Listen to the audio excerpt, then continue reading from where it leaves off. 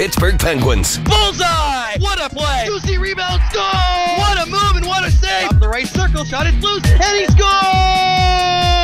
Give me 5, 4, 3, 2, 1. 5 straight wins for your Wheeling Nailers. Welcome to Wheeling Nailers Hockey. Let's go Nailers. Let's head to the broadcast booth for the call of tonight's game with the voice of the Nailers, DJ Avicella. Time for an Empty the Tank Sunday, and we are underway as Indy has the opening face-off in front of their own bench. Hutchison goes to lay the body into Gates as we welcome you into the Herb Electric broadcast booth. High above the ice at West Banco Arena, DJ Avicella and Isaac Basinger on the call. Gates comes in left side, shouldered into by Maniscalco, finishing him off against the near side glass. Puck wiggled free by Spencer Watson. Battled at left circle, Watson with the shot. Gloved away by Lekis. It's loose in front. Nudged just aside by Thomas. Cockrell, far side boards, looking for help from Maniscalco. Pitched it ahead, kept in right point by Lee on goal. Stick save, Lekis. Rebound went off of Gates and right back to Steph, who is getting some early work in, Isaac. I guess that's something you might want to see. It could be a little bit tired, started the first 2 games of the weekend already. Maybe just get a little bit of a feel and go from there. The Nailers in the black uniforms with the white numbers and letters on the backs and sleeves. They go from left to right. The Fuel in the white uniforms with the black numbers and letters on the backs and sleeves. They go from right to left. Flip-flop those directions if you're watching along on MeTV or Flow Hockey today. Draw to Lekis' left. Nailers win it cleanly. That was Felix Paré. Ortiz out to center for Flagel. Through the center circle. Buzzed in for Sajin. Right side on his backhand. Crashes towards the net. It's loose. And Auburn ends up with the net off in behind him as he sprawls back as well. And we get the stoppage 48 seconds in.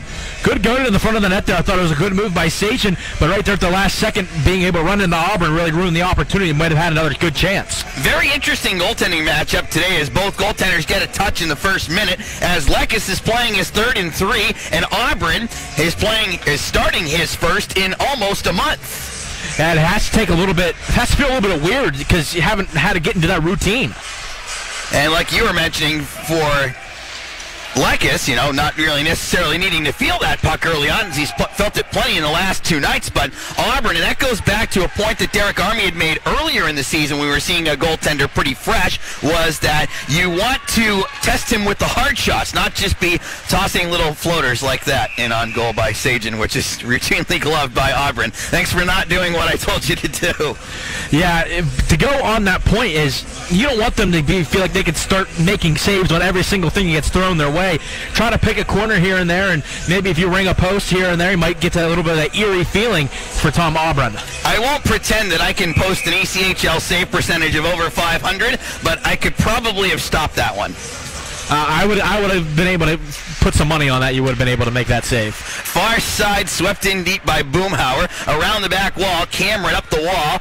Foley at the right point, kept it alive for Hampton, spiked it in deep. Bobby Hampton got his first pro point last night with an assist in Toledo. Cameron up the far side boards, bodying through his Iverson, splattered it through center, chucked in deep by Ike. First one back on it, Foley behind his net, works his way to the far side, dribbled it out to center. Cameron winds up and aerially blasts it in, has the fans ducking for cover as it hit the tippity top of the near side corner glass. Here comes Doherty leading the charge, in right side, wrists it wide into the far side corner. Comes all the way out to Smith at the left point. Gives over Maniscalco straight away with a big drive and a pad save made by Auburn. Fuel bash it out of the zone. This one has enough for down to go for icing with 1:58 gone in the first, no score. And that's more of the variety of shot we were talking about.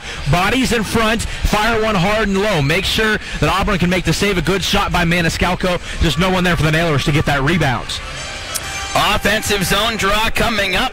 Both of these goaltenders are also making their first starts of the season against the opposition, but both saw the opposition a lot last year. Lekis faced the Fuel 6 times with the Comets, and Auburn faced the Nailers 5 times with the Fuel. Hutchison bounces it into the far side corner. 11 straight games with a point for Nick Hutchison. Maniscalco tried to drub it in deep with Cockrell's help. Hutchison around the back wall. Had Hossinger nearby. Tried to center to Cockrell, and Gates got in the way. Gates from center deposits it in as he goes off for a change. Maniscalco, first one back there. Goals in 3 straight for Maniscalco. He's the first Nailer player this year to have a 3-game goal streak. Also has points in 4 consecutive. Pass out of Cockrell's reach on the right side. Backing up with it in his own end is Schneider. Cockrell forces a steal. Hossinger left side shot and a glove save made by Auburn as Hossinger was looking for goals in 3 in a row. Right place at the right time. Good pressure behind the back of the net by Cockrell. And right there goes right to Cam Hossinger. And you had to think he felt pretty good holding the puck in his hands there after scoring in back-to-back games. That's a great example of one of those scenarios that Derek Army will talk about a player a lot when he uses the term first in on the forecheck. And that's exactly what we saw on Cockrell. He was that F1 chasing in deep and forces the steal for Hossinger. Now we get Cam Huff making his pro debut, playing on the left side of Felix Pare and Brandon Sagen, as McPherson has to go pick up the face-off win all the way back in his own end. Banks it off the near side wall. Schneider from the left point, ramped up by Folks, and that goes up and out of play. A nice tip there by Folks coming across. I think he just wanted to get a stick on it and in general put it up high, but he hit the net, but not the right one. 2:48 gone by in the first period, no score. Shots are already 4-2 for Wheeling. I feel like the Sunday games are either hit or miss. It's either 20-20 or 40-40, and it looks like we're going for the latter now. And you also look at the variety of shots of how they came in. The Nailers had a couple hard ones, but nothing real testing just yet. Draw to Lekis' right. Fuel take possession. Folks along the left wing wall. Top of the circle. Wrist shot. Good denial by Chris Ortiz. Near side. Plays it ahead for Pare. Opens it up across. Here comes Huff. Coming in. Coming out of the Ontario University. Let me get this right. As he whirls around down the near side boards. It's one of the technical schools up in Ontario. The Ontario Tech University. Far side wall. Lee bodies into him. Lacroix fidgets it free as he works it behind his net for Schneider. Up the near side wall. McKay on the left side. Bought it into by Pare. Hampton has it nudged free to Victor, who spills it in down the far wall. Auburn sets it down behind the net. Hampton on the forecheck. Lee whirls it back around for Schneider. Far side backhand looking for Heffley. Doesn't get through. Victor with the intercept at his own blue line. Doherty, the tap pass. Here comes Boomhauer looking for a lane. Gets in left side. Defended to the wall by Schneider. Looks to go middle. Had it broken up. Doherty wobbles it out to Victor. Slides over. Near side. Hampton out for Foley. Right point shot. Redirected. Up over top. Retrieved by Hampton. Tries to blow through APAP. Far side. Boomhauer with a big collision early on. Heffley comes back the other way. Drop pass. Nobody there. Doherty takes over. Left side. Poked it out to center, but that's picked off by Ike, who climbs the ladder with a dump in. Lekis rests it off for Adam Smith to take over. Middle of the ice feed. Doherty tried to bank it through, but Thomas's skates got in the way. Foley around the back wall. Smith taking there on the left side. Gets the motor running over the red line with the chip in. Flubbed it wide of the net. Auburn risks it around near side wall. Hutchison tried to kick it forward. Driven ahead by the Fuel. Thomas for Teixeira on the right side. Jams on the brakes with the wrist shot in on goal. And snatching it out of the air is Lekis. I feel like you see in these Sunday type of games as well, it's a lot of chipping it in deep. We've seen a lot to possibly catch the opposition maybe being a little bit tired and make them work a little bit harder. And I also see a lot of passes trying to possibly open up a big lane going the other direction. You want to try to get those breakaway chances in a game that's tired because you don't know how many chances you're going to get. 4:38 gone in period number 1. No score. Nailers in Fuel. Wheeling finishing up a 3-3. Indy did not play Friday, played last night, was victorious 4-0 in Cincinnati. Both of the Fuel's road wins this year coming via shutout at Heritage Bank Center. So I guess they like going to Cincinnati. We'll find out just how good that hospitality is on Wednesday night. Centering pass. Thomas skittered it wide. Far side circle. Spencer Watson high in the zone. Wrister flicked over to the near side boards. Watson chases after it. Takes the body from Hutchison. There's only one Watson playing in this game. It's Spencer, as Cliff went up to AHL Rockford earlier today. Maniscalco bounces off a check. Feeds it far side. Hossinger threads it out to center. Glove down by Cameron. Cockrell tried to body him, but Cameron strong on his feet. Maniscalco out from behind the net. Far side Hossinger redirects it back for Hutchison on the right side. Jams it in towards the Indy zone before having it hop back to him. And he tries the other door to get it in. Lacroix far side up for McKay. He gets chucked into by Pare. McPherson behind the net away from Folks. Wants to speed ahead on the right side. Look at him go. Dumping in as he gets to the blue line, but it gets disrupted by Laguerriere and the play goes offside. That was was going to be tough for McPherson to be able to stop there. He came with so much speed down that right side of the boards, and just got over. His body was able to carry over before the puck did. That's one that you can't really tell him, okay, you have to try to stop on a dime there to make sure you stay on sides. Draw takes place in front of the Indy bench.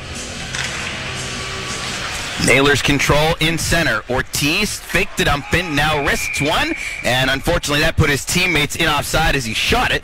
As we get the stoppage, 5:53 gone and a scoreless first. You get to those some chances there where you feel like, okay, let's try to do something different here, and not everyone's on the same page. So the themes of the season series, first to 5 wins, 5-2, 5-2, 5-1, all for the home team, which is currently 2-1 in Wheeling's favor, and the team that doesn't score first also wins. All 3 so far. So it's an odd season series so far. Very. Paré winds up in his own end. And one of the few series that we've seen that even though the scores have been a little bit separated, it's much different than what we've seen, say, from Cincy and Toledo. Ortiz, far side, knocked down by Cameron, where those series are both 1-1, and those have all 4 of them been 1-goal games that have been nitty-gritty all the way to the finish line. Victor on the far side, swoops his way ahead, tries to get through APAP, bodies off of him, rides all the way deep back behind the net. And I thought last Wednesday's game, too, even though it was a 5-1 final, I mean, that was super, super tight for the first 2 periods. Like, that was a 2-1 game and could have very easily been anything but that. It's just one of those one games where it just happened to open up at the end. Yeah. Far side boards, jostled at it by Hampton and APAP. It's eventually whacked free by Bobby, who gives over to Foley on the right side of his own end. Holding on, gives it over for Victor on his left, works it into the center circle. Doherty smacks it into Hampton's feet. Hampton able to corral, tries to battle through some traffic, and he's able to win the battle. Nice work. Doherty patiently gets in for Boomhauer, gives off Smith, left side shot, a blocker save by Auburn. Doherty behind the net, feeds it out. Foley right point wrist shot, save Auburn. Doherty and Boomhauer whack for the rebound. Comes out to Foley at the right point. Doherty top of the right circle. Foley straight away one time save. Juicy rebound, banging at it. Hampton. Boomhauer's there too, and it's clogged up under some bodies as we get the first pushing and shoving of this tilt. Yeah, Boomhauer got a little bit of a shoulder to the face area by Schneider right there, and he didn't like it. He came back at him, then decided to give someone else something too. Good heavy traffic and hard work around the net. Nailers have 8 shots in the first 7:28, but we are scoreless in the first period with the Nailers and the Fuel on the Nailers Broadcast Network, presented by Main Street Bank. It's good to have options when choosing health coverage. For yourself, for your family, or for your employees. And you've got options. With the health plan, known for exceptional service and support, with a nationwide network of physicians, flexible coverage options you can count on, and competitive rates you'll appreciate. The health plan. Plan on it. Learn more at healthplan.org. Looking for something new? Why not transfer to West Liberty University? With a scholarship just for transfer students in more than 70 majors, West Liberty offers a diverse education in a safe and supportive environment. Transferring is easy. Contact one of our transfer counselors today to get started. Visit westliberty.edu/transfer to find out more and to discover just how easy the transfer process can be. West Liberty University. Caring, quality, affordable. The total college experience.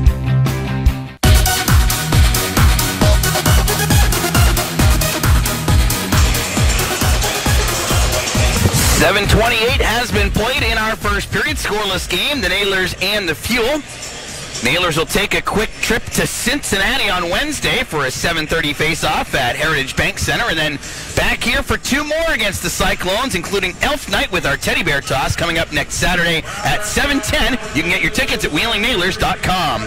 And for those that are going to be in the building for Elf Night, I have a get-up that's going to be coming in. Whoa! It is a suit jacket. It is a suit jacket. Wow! It's very colorful. I am excited. You're getting into the theme. I was told by Katie Strong she would yell at me if I didn't.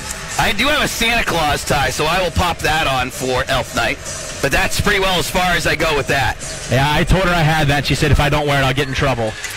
I very, very nearly went with the Pats tie today, I will tell you that, thinking of tomorrow's Monday night game against the Bills. Smith tried to go middle, had it broken up. A shot from the point by Cockrell, and that one flutters in for a snatch by Auburn. Trying to throw it towards the net there, just wasn't able to get a tip. I almost made it Princesses, Pirates, and Patriots. That would have been nice. With a triple P. I understand the Lions got a win today, huh? Yes, they did. 29-27, their first one of the season. Pittsburgh and Baltimore getting underway in a few minutes. Draw to Auburn's right. Are the Indy people happy or not so much today? What are the Colts up to? They won 31-0. Oh, wow. Who did they smoke? The Houston Texans. So they got their Texas barbecue. Perfect.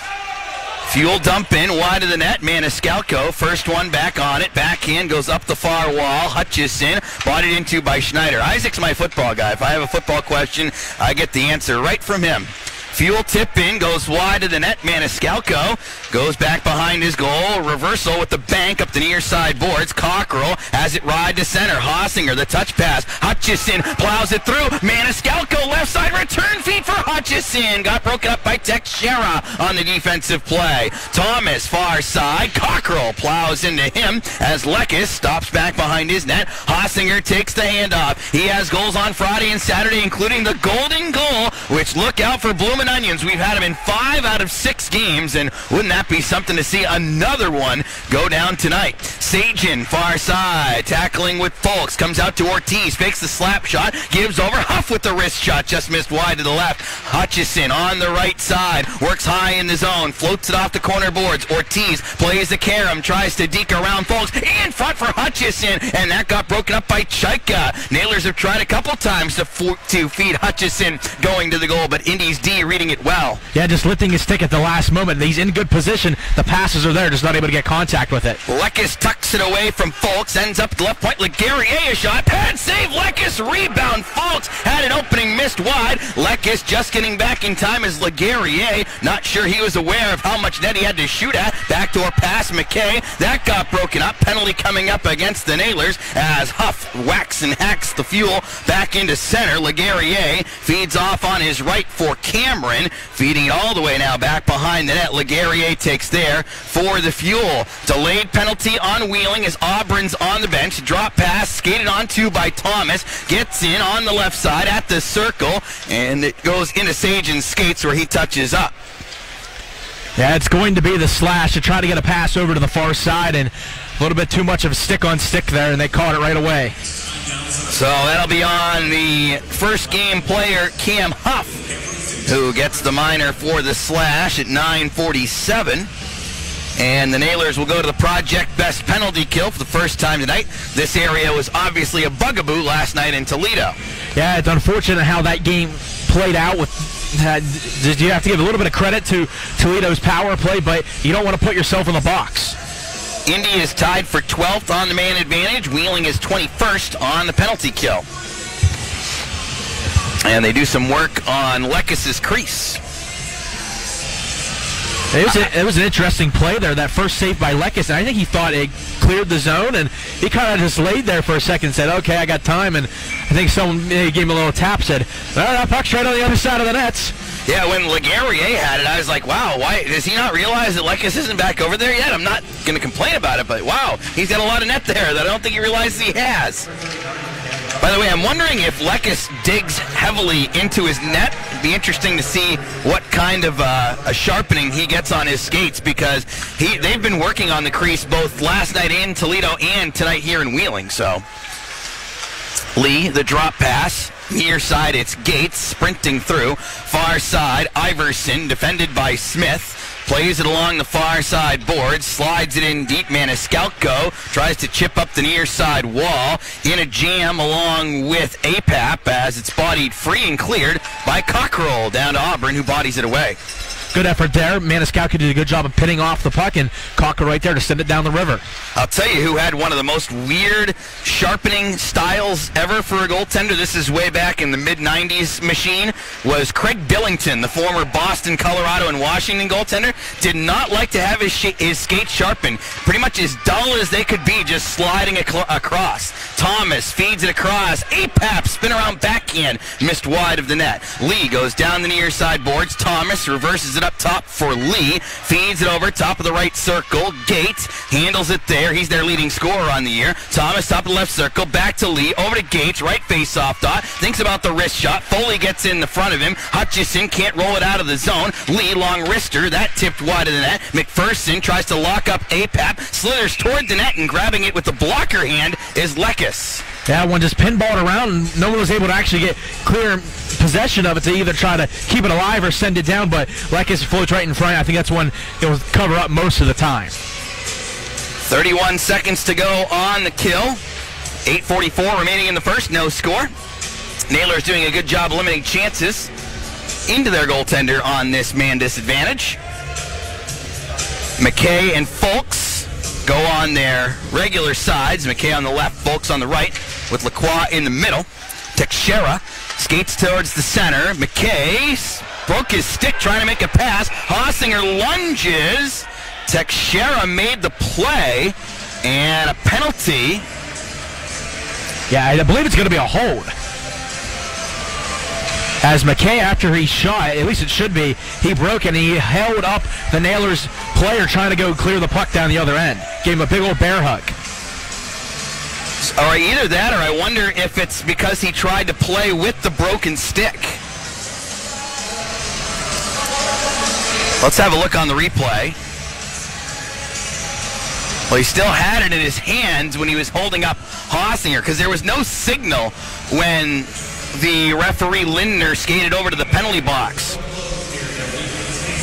11:24 is the time, and we'll go 4-on-4 for 23 seconds. My guess is playing with a broken stick just based on the no signal. Yeah, definitely odd. You definitely don't see the referee's arm go up. Which will make some work for the off-ice crew. Aha, yep, right on.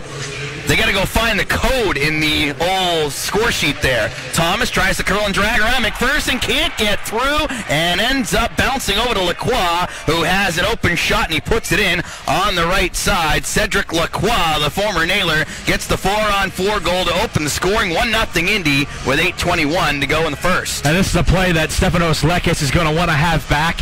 He tried to paddle it away as he normally does, but he paddled it right over to Lacroix on the doorstep. You could tell by his reaction, too, as he did the full head down with the glove and blocker around his head, just like, oh, why did I do that? Oh, if it goes how the season series has gone. Yeah, good news for Wheeling. And unfortunately, some more 4-on-4 misery for the Nailers. As carrying in his Laguerriere far side, look to a middle for Apap, as that's the fourth 4-on-4 goal allowed this year. Hutchison carries in. Ortiz, return feed. Hutchison, left circle shot blocked by Schneider. Cuts it back towards the point. Sagen skates over on this AEP power play. Hutchison, far boards, out to Sagen, left point. Ortiz in the middle, far circle. Hutchison skating towards the dot, peels around with it. Ortiz fumbled out to center, and Hutchison has to play on the far side as Wheeling looks for re-entry options. 1:09 to go on the power play, 7:42 to go in the first. 1-0 Indy on the goal by Lacroix. Coming in, Hutchison gets through one, in right side, feeds over Doherty, one more score!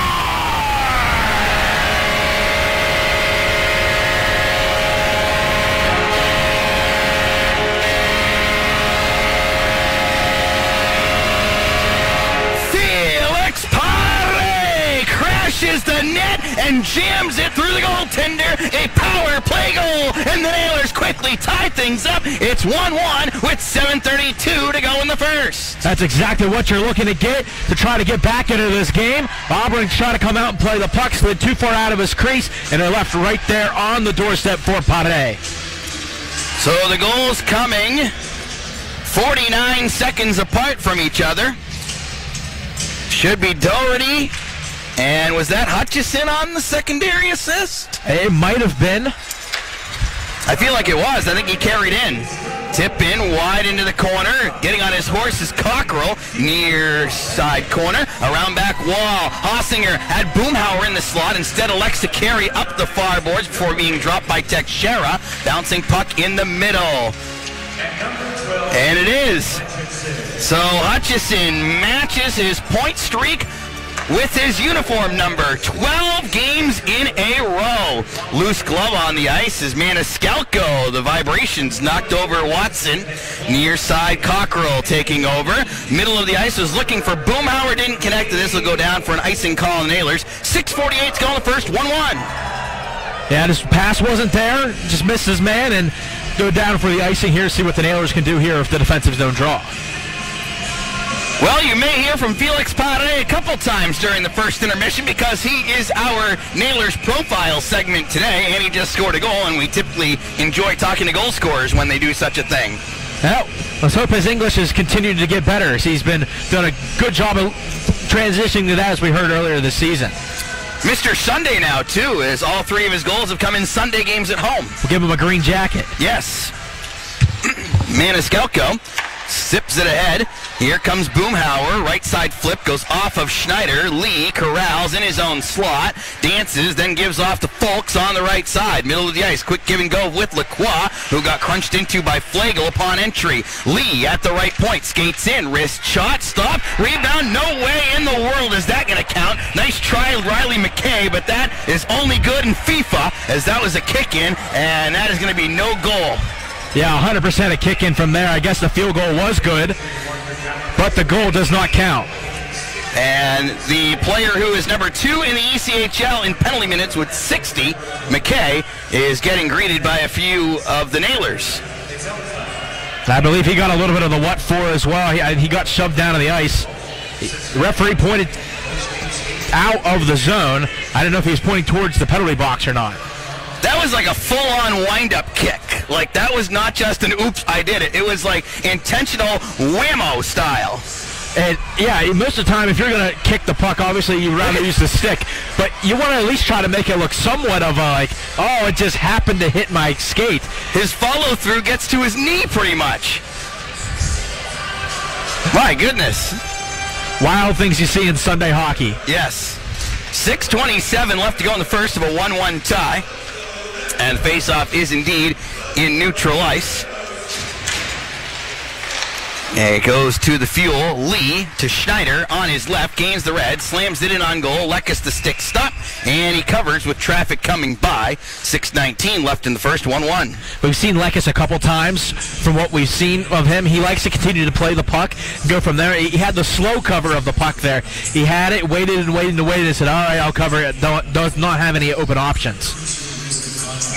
So Thomas extended his point streak to 7 with the assist on Lacroix's goal. Leguerrier also had a helper on that. And then, as we mentioned, Hutchison now at the 12-game point streak. He and Doherty assisting on Pares later in the period. Far side, Iverson chips ahead. Back to retrieve there is McPherson. Splatters it around near boards. Flagel looking to lead Huff out to center. Hopped off his blade. Regathered up by Schneider. In front of the wheeling bench. Taken away by McPherson. Backpedals right side. Fanned on the pass. Ike stepped into it, but McPherson has some help from teammates to try and clog up deep in the D zone and keep possession for Wheeling. Hossinger has Cockrell on a fly pattern. Nice catch and run in. That'd be a beautiful pass on a Sunday. Far side boot goes out to center. Smith regathers up at his own blue line. Bank pass ahead. Lee picks up back in his own end. Shuffling over for Schneider on his left. Goes pounding off the far side. Thomas into the zone. Denied by Maniscalco. Poked it back into center. Cameron to Thomas. Wide of that, but Lekes serves it off into the corner. Smith drubs it around near boards. Hossinger rolls past Leguerrier. Sprawls out for it on the right side. Has it broken up as Cameron takes back. Gates coming in left side. Hands off. Left circle Thomas. Wrist shot. Whisks it wide. Hutchison ducks under Gates to plop it into center before it's drooped back in by Cameron. Set down by Smith. Far side. Edged in towards the line by Doherty. Clogged up there by Leguerrier. Smith on the far side of his own blue. Snakes it back to Maniscalco. Middle of the slot. Bashed forward. Doherty sends a little dribbler near side circle. Grazing behind the net Leguerrier. Handed off for Lacroix. He's pestered at by Doherty. Doherty, who comes out on the left side. Lacroix retreating back behind his net. 4.5 to go in the first. A 1-1 tie in downtown Wheeling. Boomhauer from the left point. Squibs it deep. Doherty tries to make a play right side. Left off side of the net. Trying to pound home was Flagel, but the pad save made by Aubrin. Oh, big collision with the 15s behind the net. Boomhauer and McKay. And I think Boomhauer might have gotten the one last shot on him, and we'll get the lone penalty, I think, out of this scenario. And that's unfortunate because after the big hit, McKay with the cross check directly into the back of Boomhauer, but it's always the last guy that gets caught. 4:13 to go in the first. Nailers going to the penalty kill in a 1-1 tie on the Nailers Broadcast Network, presented by Main Street Bank. Are you looking to purchase your first home, refinance your current mortgage, or need money for home improvements? West Banco is lending. Special first-time home buyer loans with low down payments and no PMI, down payment assistance programs, FHA, VA, home improvement, and conventional loans, all designed to meet your needs. West Banco has lending professionals who will take the time to explain all the details and help you through the process. Call or stop by one of our local branches for more details. West Banco Incorporated is an equal housing lender, member FDIC. Ready to plant a tree, break ground on that new addition, or make a repair beneath the ground? Before you dig, make the call that can keep everyone safe. Call 811. It's a free call, and it's the law. Call 811, and they'll make sure the utilities in your working area are marked so your project doesn't disrupt any services or endanger lives. It's free. Make the call. It's the law. Dial 811. Sponsored by 811.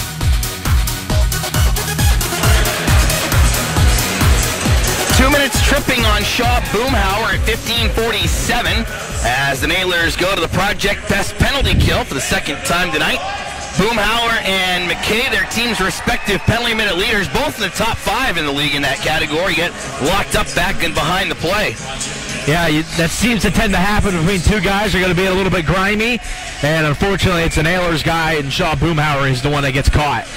Just that one last shot that he tried to get McKay, and unfortunately the referee probably knew when he saw the score sheet that 15 was a popular number for penalty minutes, so he thought, maybe I should watch and see what happens here.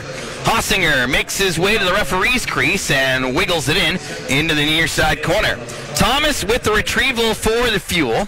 Starts up with the drop pass for Lee on the right side. He gallops slowly ahead and then zings it back to Thomas. Near side Gates opens it into the zone. APAP delivers it across. Far side, top the circle. Thomas dragging it down the wall. Handles on the right side. Thomas back out to Lee. Skates middle, then gives left to Gates just below the dot. Looking middle. Iverson, not sure if he intended to have that because that looked like a pretty good pass to a teammate. Lee, high slot, dances, Gates over, one-timer, Thomas missed.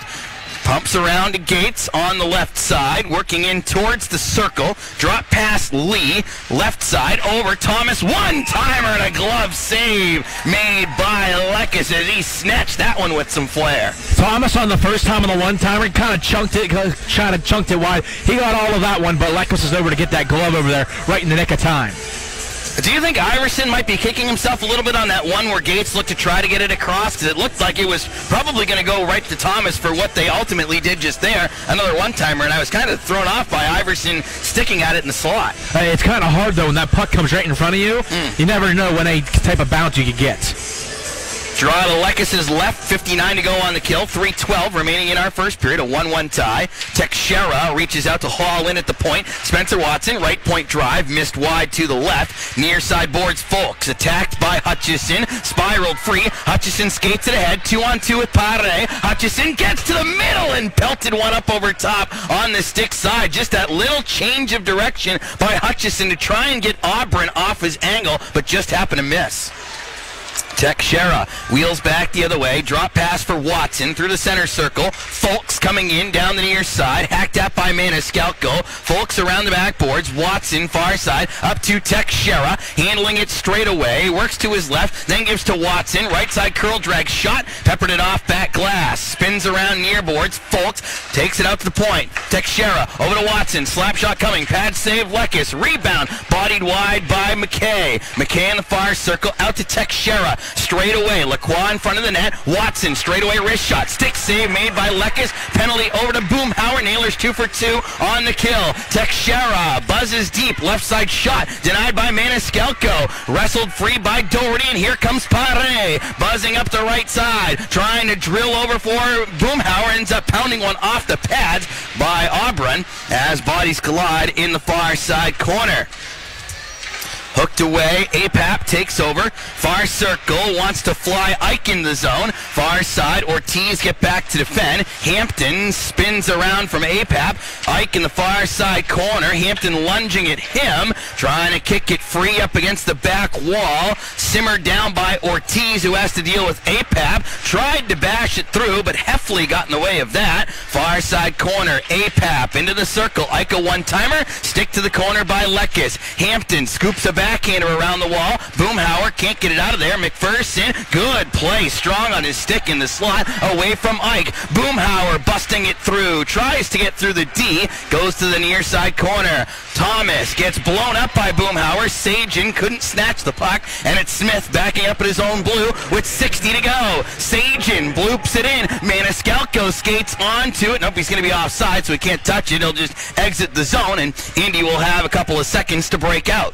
Schneider, far side for Cameron, winds it in from center, bangs around the glass, near side, Hossinger collects, working his way back behind the net, far side tip pass, Smith riding it ahead, dumped in by Hutchison, bodying off of Cameron's glove in front of the Indy bench, stolen away Hutchison, gave it back to Gates though, drives in right side, jams on the brakes, looking for Thomas, tip in front, and Watson chipped it up over top on the right side. Tie up behind the goal with 18 to go in the period. Swarmed out near side Watson. From the corner, Chaika across the blue when Laguerriere banged it off the end boards. Hutchison pops it out to center. Going back to his own blue to connect his Chaika. Into the center circle, McKay kicks it to his stick. Tried to spin around Hossinger and runs out of time at the buzzer.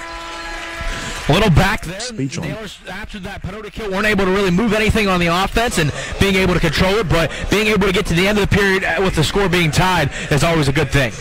I was talking with Indy head coach Doug Christensen when I was dropping off the stat packs before the game, and just how tight this Central Division is. And you look at the first period, a perfect example of that. Looked like the Nailers in terms of the shots might run away a little bit at 8-3, but now it's back to 12-11. It's a tie game. It's very, very close. Yeah, every team seems to have a little bit of a small run where they have it in them to get a couple points possibly, and just weren't able to really capitalize on it after that.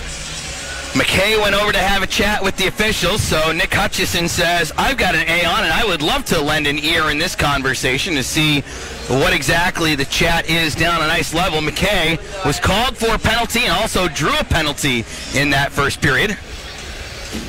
Hutchison probably telling McKay that he may have bought the Boomhauer minor, but this is a longer conversation than usual, and McKay doesn't even have a letter.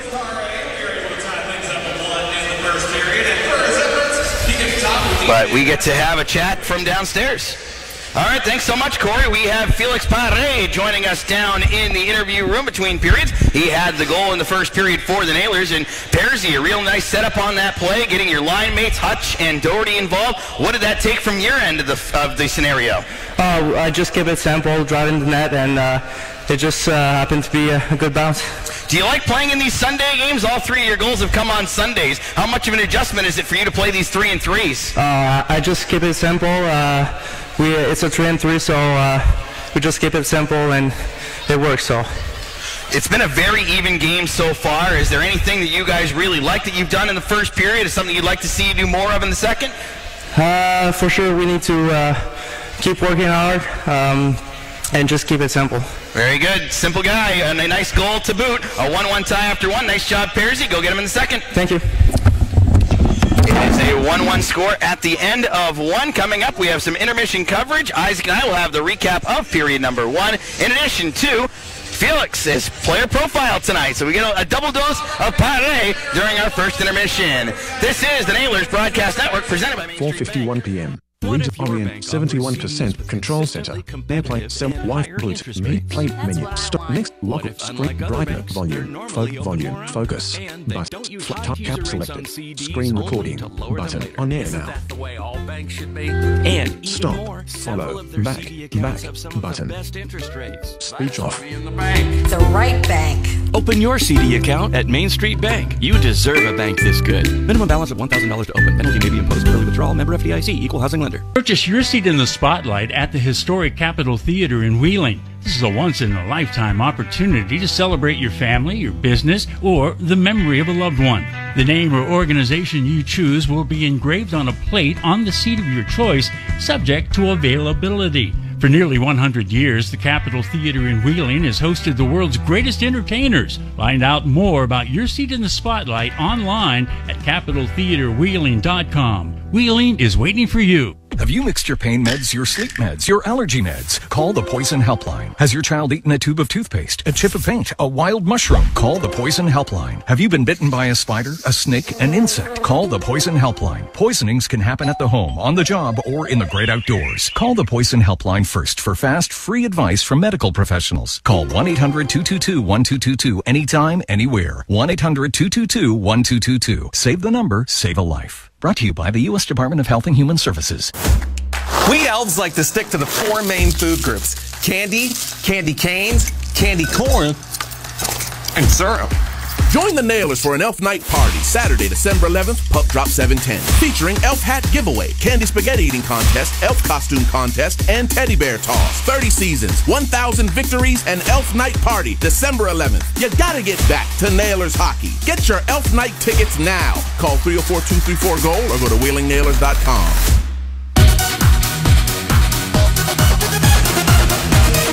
It is a 1-1 tie at the end of one between the Nailers and the Fuel here at West Banco Arena as we welcome you into intermission coverage. DJ Abasella and Isaac Basinger in the Herb Electric broadcast booth. And Isaac, I don't think between Derek Army's pregame show and Felix Pare's moment ago interview between the first and second period, what was the theme of today's game? I'm going to go with keep it simple and don't overcomplicate anything. Oh, you mean don't make it hard on yourselves? Okay, got it.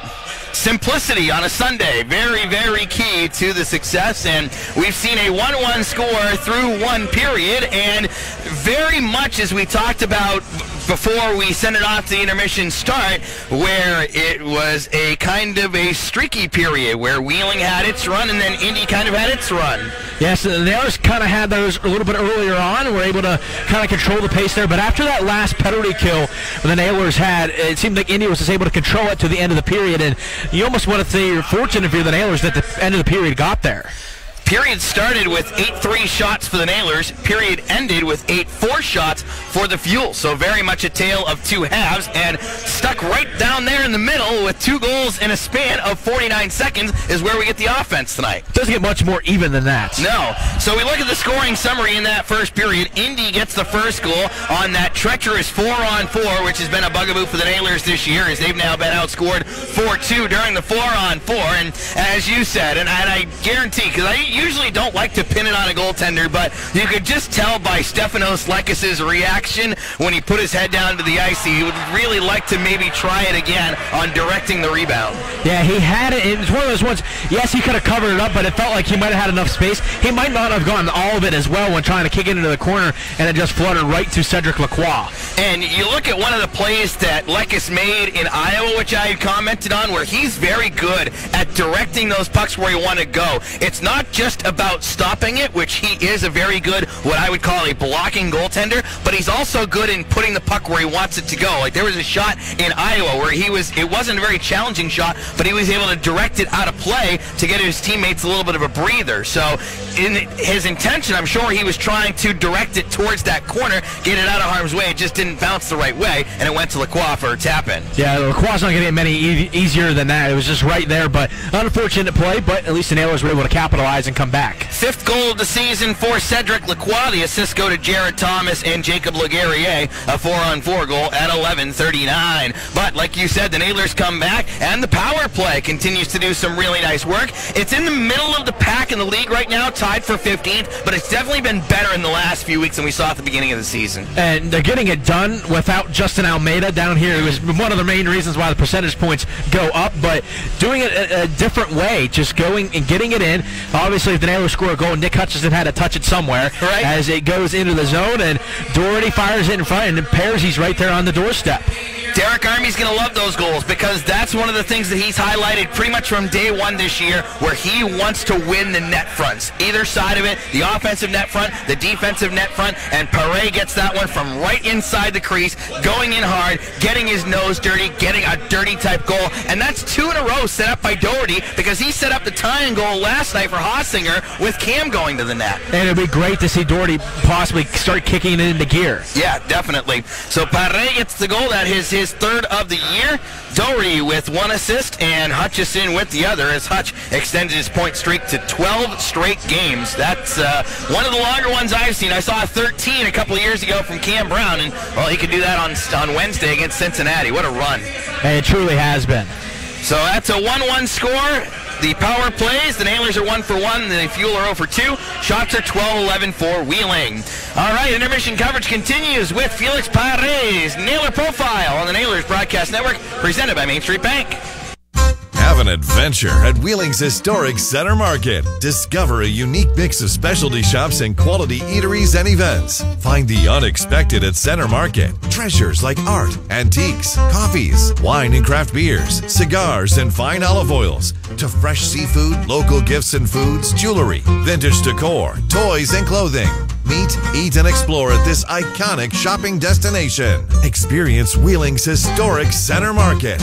Tonight's game is brought to you by the ECHL, celebrating its 34th season of affordable family entertainment. The ECHL would like to recognize the following league sponsors: AMI Graphics, official signage provider; Athletic Knit, official jersey supplier; Baron Rings, official championship ring supplier; BFL Canada Insurance and Sutton Special Risk, sponsors of the 2022 ECHL Hall of Fame induction ceremony; Flow Sports, the exclusive streaming provider of the ECHL; Geico, official auto insurance of the ECHL; The Fairley Group, official commercial insurance provider; Handbid, the official mobile auction app; Honig's, the official partner of the ECHL officiating team; Howie's Hockey Tape, official hockey tape and lace provider; In Glasgow, official puck provider; My Grey Group, your source for game-worn jerseys; Sideline Swap, official online marketplace of the ECHL; and Warrior, exclusive on-ice equipment provider of the ECHL and title sponsor of the 2022 ECHL All-Star Classic. Catch all of the ECHL action live in high definition by logging on to flowhockey.tv. Are you ready to put the spring back into your step? The swing back into your game? WVU Medicine Reynolds Memorial Hospital's team of board-certified orthopedic surgeons have the experience and expertise to get you on your way to living your best life. From sports injuries to shoulders and hips to foot and ankle injuries, Doctors Michael Myers, Mary Haas, and John Milhalski are the experts you want on your team while staying close to home. WVU Medicine Reynolds Memorial Hospital, delivering the right care at the right place at the right time.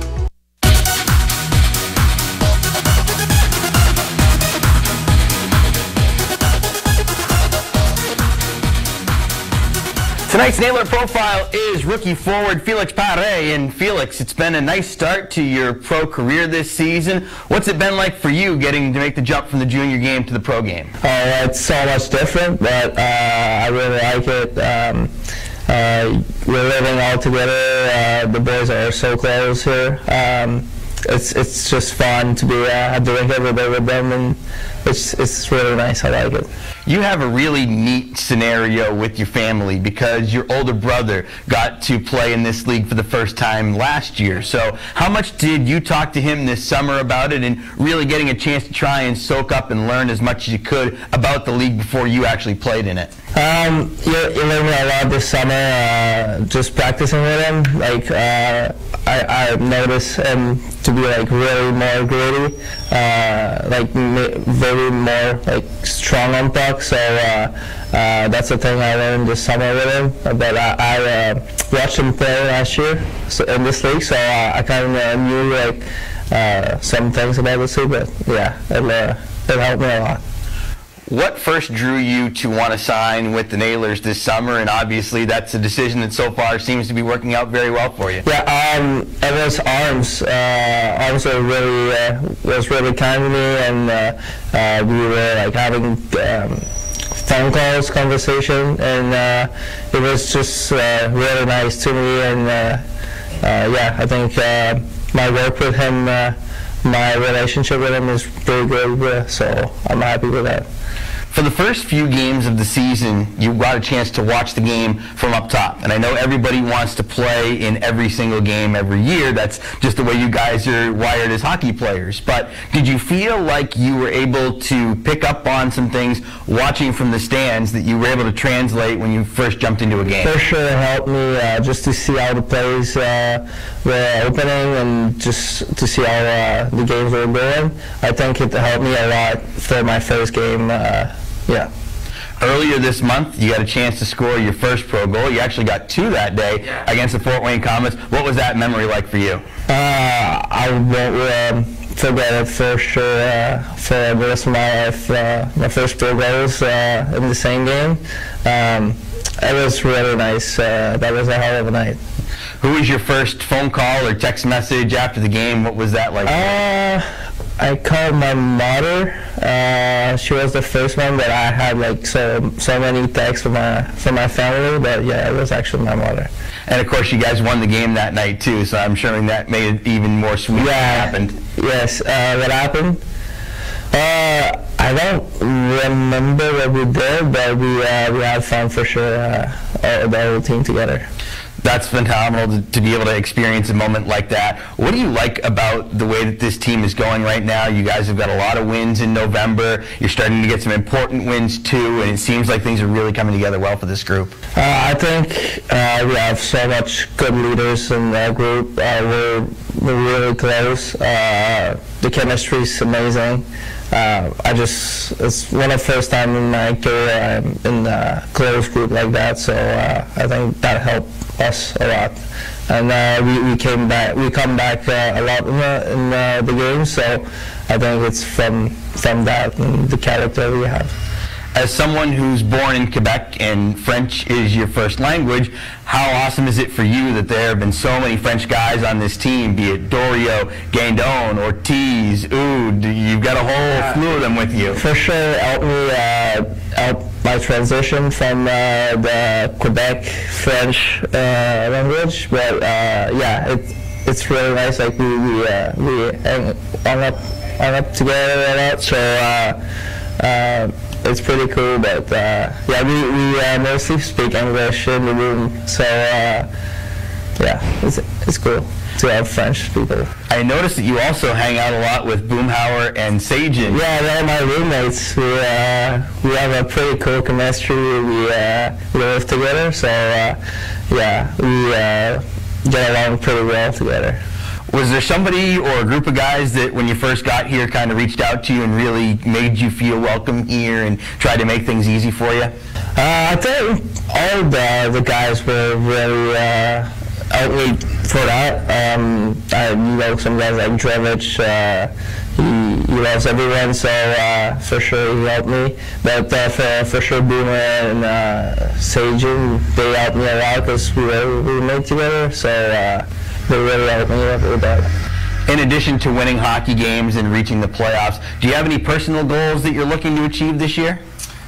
For sure, I'm trying to have a good year. I don't have specific goals, but just to play great every night, just be consistent every game and show up every night. Very good. Felix, I really appreciate you spending a few minutes with me today. It's great to have you here in Wheeling. Off to a really nice start to your pro career. Keep it up, man. Thank you. Thank you, DJ. Felix Paré, our Nailers profile tonight. Intermission coverage continues next on the Nailers Broadcast Network, presented by Main Street Bank. When the kids turn unholy, Harrelson's Own keeps my patience divine. Life can be chaotic, but Harrelson's Own CBD helps keep you calm through any storm. We make every bottle of Harrelson's Own from 100% organic CBD, hand-harvested right from the farm. Our nano-emulsified technology makes it so your body absorbs it immediately, so you start to feel it in seconds, not 60 minutes. It's actually one of the fastest-acting CBDs on the market today. Some people take it for general well-being. For me, it just makes everything about my day a little better. It helps me relax. It helps me be there with my kids. Give your life a boost. So to sum it all up, you're going to feel the benefits quickly, love the way it feels, pay a fair price, and you're going to thank us for it. Give Harrelson's Own a try, from our family to yours. Go to HarrelsonCBD.com to order yours now. HarrelsonCBD.com. No man, no woman, no one left behind. For the VFW, it's a credo that stands long after our fighting days are over, because our service never stops. We're still serving, which is why we pledge to help our own, no matter where they are or when they need us. Standing in lockstep with those who stood so courageously for everyone else. It's what makes us the VFW. Learn more at VFW.org. Another great reason to get back to Nailers Hockey. The Friends and Family Pack. Bring at least 4 friends, family, or co-workers, and all 4 receive reserve tickets, commemorative 30th season Nailers ball caps, and free McDonald's meal deal vouchers. Plus, buy more tickets if you want. Deal starts at just $22 per person. 30 seasons, 1,000 victories, and the Friends and Family 4-pack. You gotta get back to Nailers Hockey. Book your group today. Call 304-234-GOAL or go to WheelingNailers.com.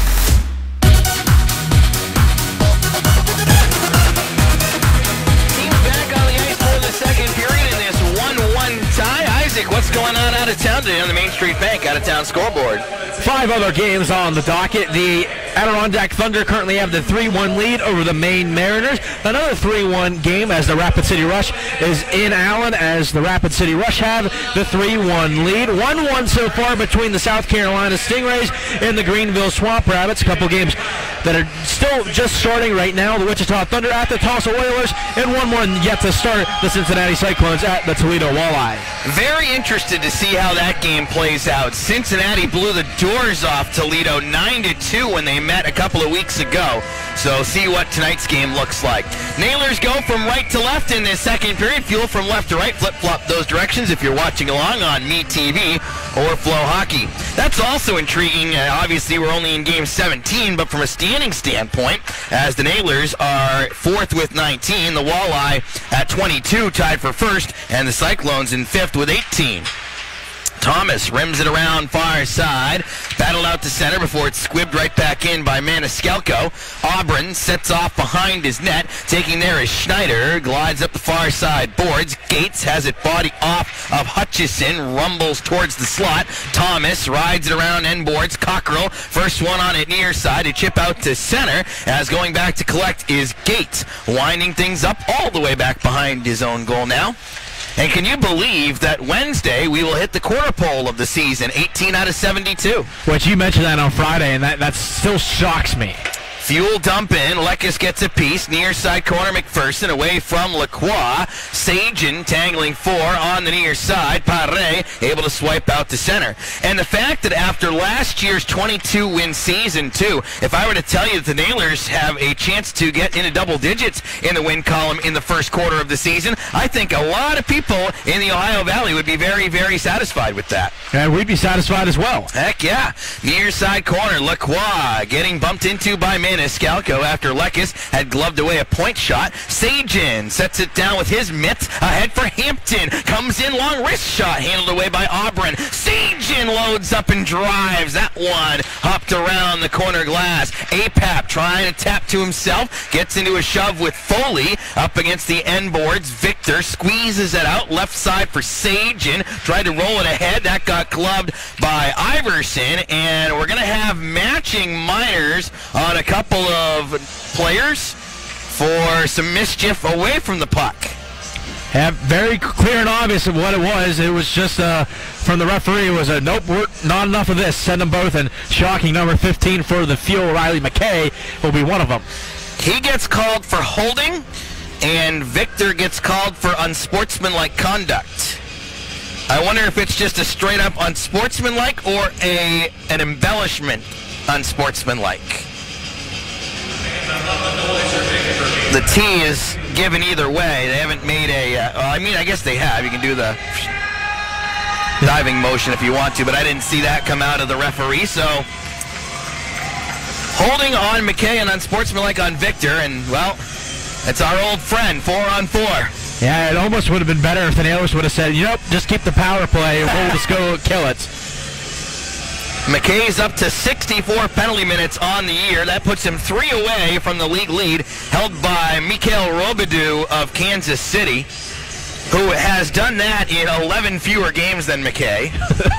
That's crazy. Also, the Victor penalty it's a diving embellishment is what it was. Okay. If you want to know my thoughts on Robidoux, who I have not seen in person, but holy smokes, have I seen enough video of that guy, you can go ahead and tune into an Iowa Heartlanders broadcast, because my good buddy David Fine pretty well shares the same emotions that I do on him. Hutchison on the right side, turning with it in the circle, as raking it away is LeGarrier on the left side. Tried to drop it back for Gates, right side. Chipped at by Cameron as Gates gets steamrolled in front of the bench by Adam Smith. LeGarrier gets in on the right side, goes to the middle of the ice, and Foley shuts that off. Smith attacks far side, put it into open space. Interesting idea there as Indy comes right back in. LeGarrier dusts it off, far side. They set up Cameron, top of the circle, wrist shot, blocked, and the rebound goes exploding past Cameron all the way back out to center. Yeah, good block there in front. It looked like there might have been a chance of a lot of bodies in front if that one would have gotten through.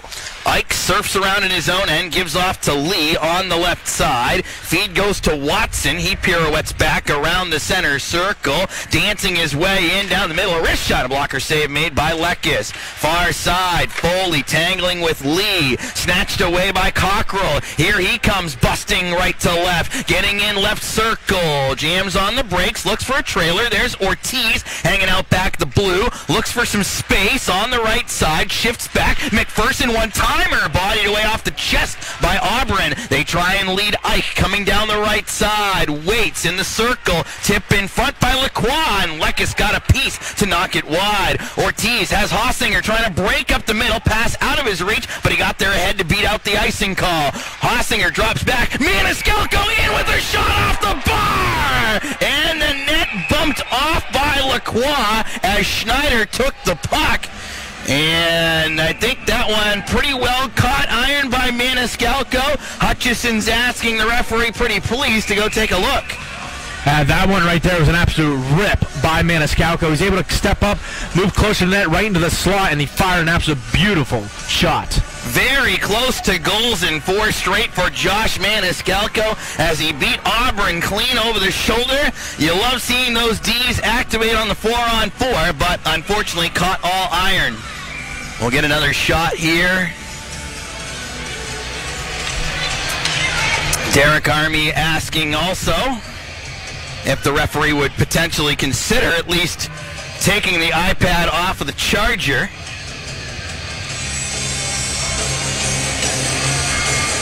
Derek hasn't had a lot of luck with some of his requests on these lately. We saw that in Iowa. As the draw comes to Auburn's right. Did you have any doubt on this one? I thought I caught clean post. Yep. Okay.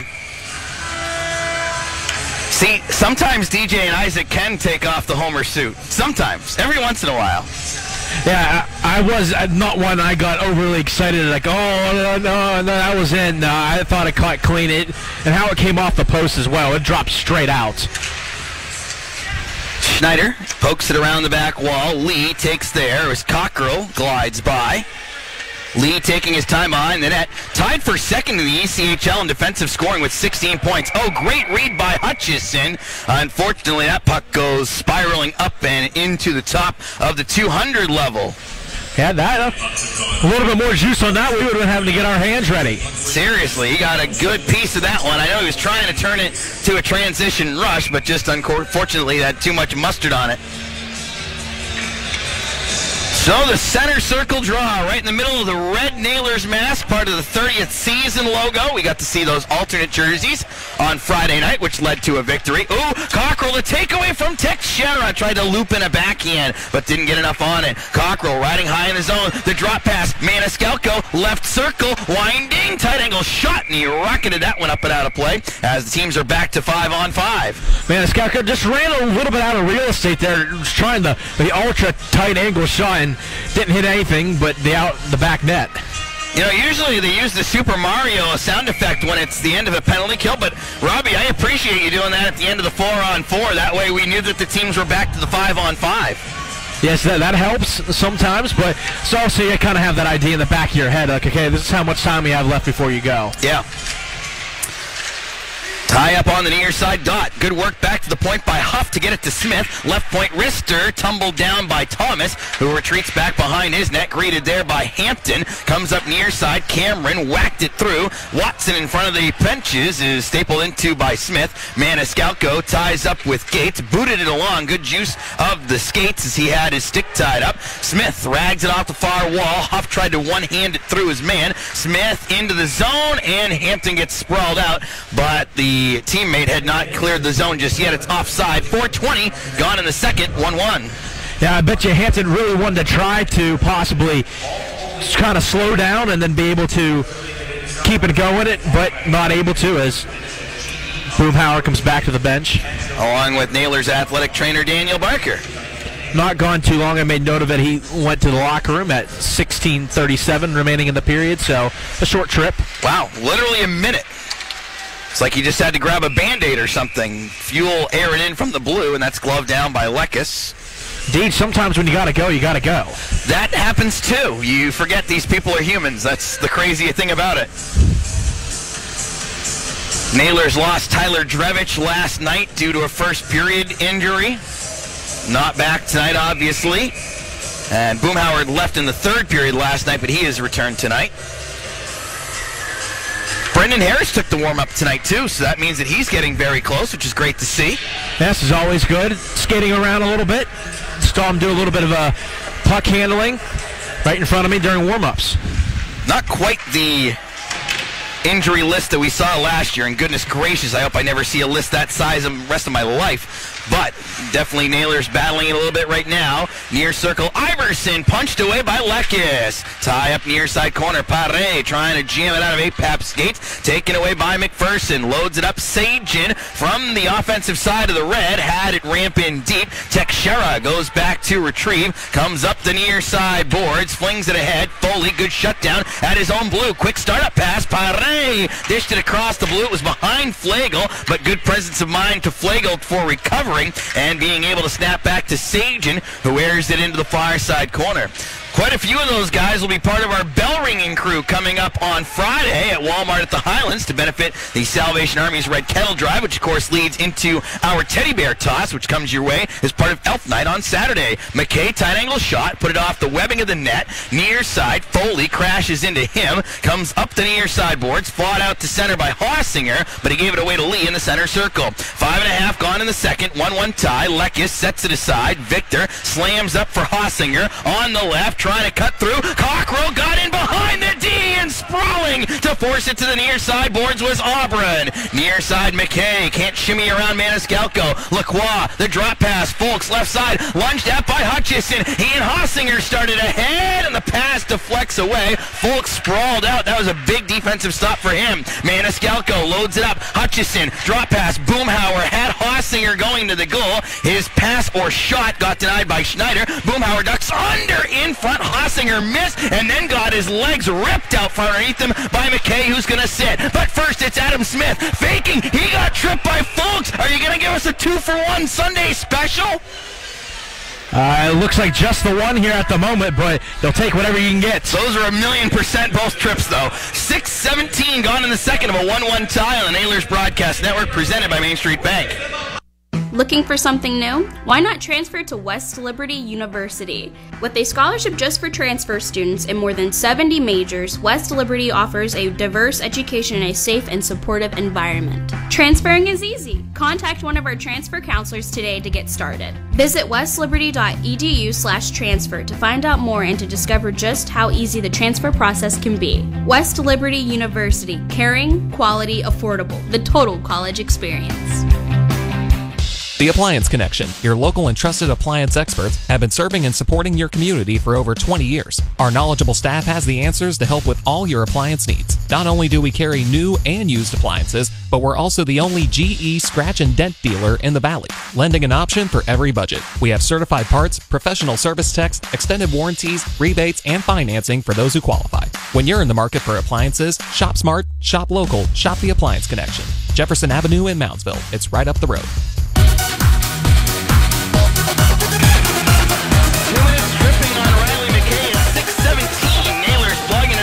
Power play for the second time today. They're 1 for 1. Doherty has an assist on the power play goal. Rides it low around the end boards. Hutchison, nope, unable to keep in at the right point rather than force it.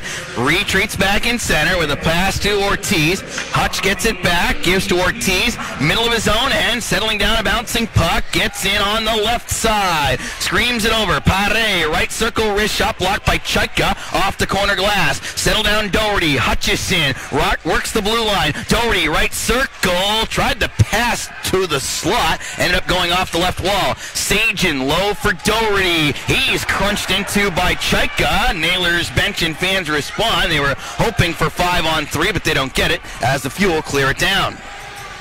Lekis behind his net, twists off for Ortiz.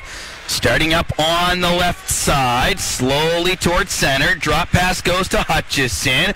Controls it slowly back into his own end. And looks to hit the gas pedal with a handoff to Smith.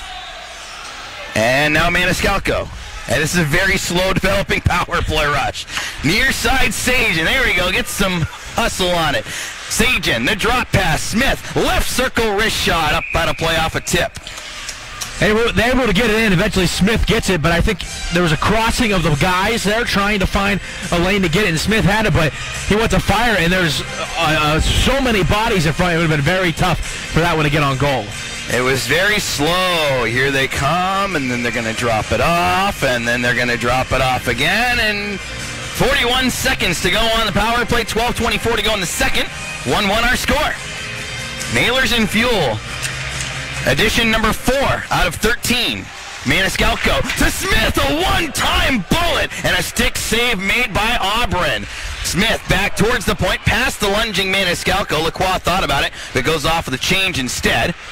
Lekis for Maniscalco, camps out in front of his own net, pushes it ahead for Smith in front of the Indy bench, tied up there by Heffley, as it's eventually dug free by Maniscalco, opens it up far side, Hossinger, the drop pass for the speedy Cockrell, he winds in on the right side, forced to the wall by Schneider, Lee grabs, bounces it off some skates, settled down by Hossinger, out to the line Maniscalco, returns it Hossinger, top of the right circle, slap pass, Boomhauer, wanted the return feed, didn't connect, and just as McKay comes out of the box, so the Nailers go to 1 for 2, and they have to chase back in their own end with Indy starting to pressure. Cameron, right point wrister, that's denied by Hampton. Wheeling does a good job blocking shots, Isaac? Yes, I think that's something they've done a lot better from this year to last season. Gates tries to trek through McPherson, goes out to the right point, Cameron, long wrist shot, that one's punched out by Lekis, long shot sprayed wide by Lee, comes to the near boards, McPherson, does he get enough to get it out? Not quite, Cameron keeps alive right point, rolling puck on edge, Cameron shot, save Lekis, Watson whacking at it, and Lekis falls down behind as a snow angel and keeps it out. Yeah, that puck was bouncing every which direction there, and Lekis really had to try to find it, and he eventually was able to, as he just was able to fall on his back. Nailers put themselves in a tough position there because they were trying to get that one last opportunity between Boomhauer and Hossinger on the far side of the offensive zone, but the pass went awry, and then with their power play unit still on the ice, now they're having to get back and start to play defense, and that allowed Indy to put the pressure on, keep them hemmed in for a shift in the period of the long change. And it made it really easy for them to not have to get that entry either as well. It was able to hold it in. Far side point, Lee dusts it off, goes down the wall, Gates looking, wrister, tipped aside, Victor up against the backboards, fought away, Apap, Watson healed a one-timer as Foley was lunging at him, Flagel over a leaping Lee, Cameron goes back as the puck rolls like a wheel, and it's icing much to the dismay of Cam Huff. Yeah, Huff thought he might have, he definitely didn't win the battle, but he thought maybe he didn't have enough on it. What have you thought of his energy so far tonight? I thought it's been fairly good. You don't get many guys who are going to be coming in fresh. Yeah.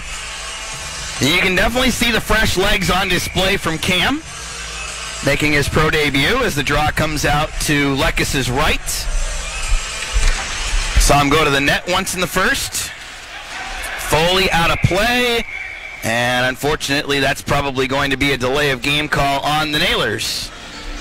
Yeah, Foley was trying to argue that one might have gotten a piece of something, but that flew directly over. And the Nailers will have to go to the project best penalty kill on the Appliance Connection puck out of play.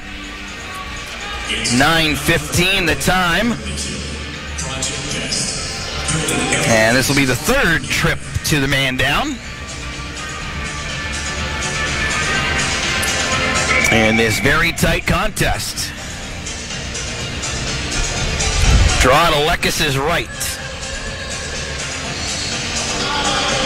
Is it just me, or are those sometimes the hardest ones to kill? Yeah, because it seems like that could have been completely avoidable. Yeah, it's so kind of deflating when it happens, and it's not like a forced scenario, right? Gates to Thomas, center point Lee to Thomas. One-timer, tried to go against the green, but washed it up over top of the net.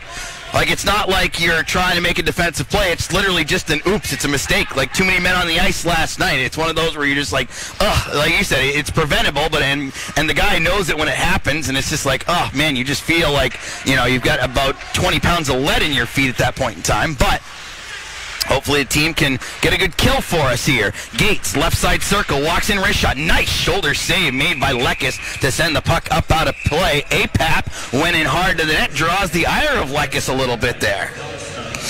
Back to what we were talking about there, and unfortunately for Matt Foley there, he did it, and there wasn't any pressure on him either. I think he was just trying to bank it down and possibly have the guys get it across the red and send it down, and it's when he did it and he got to the penalty box and gave a little bit of the tap of the stick on the glass, and they were like, man, the guys, that one's on me.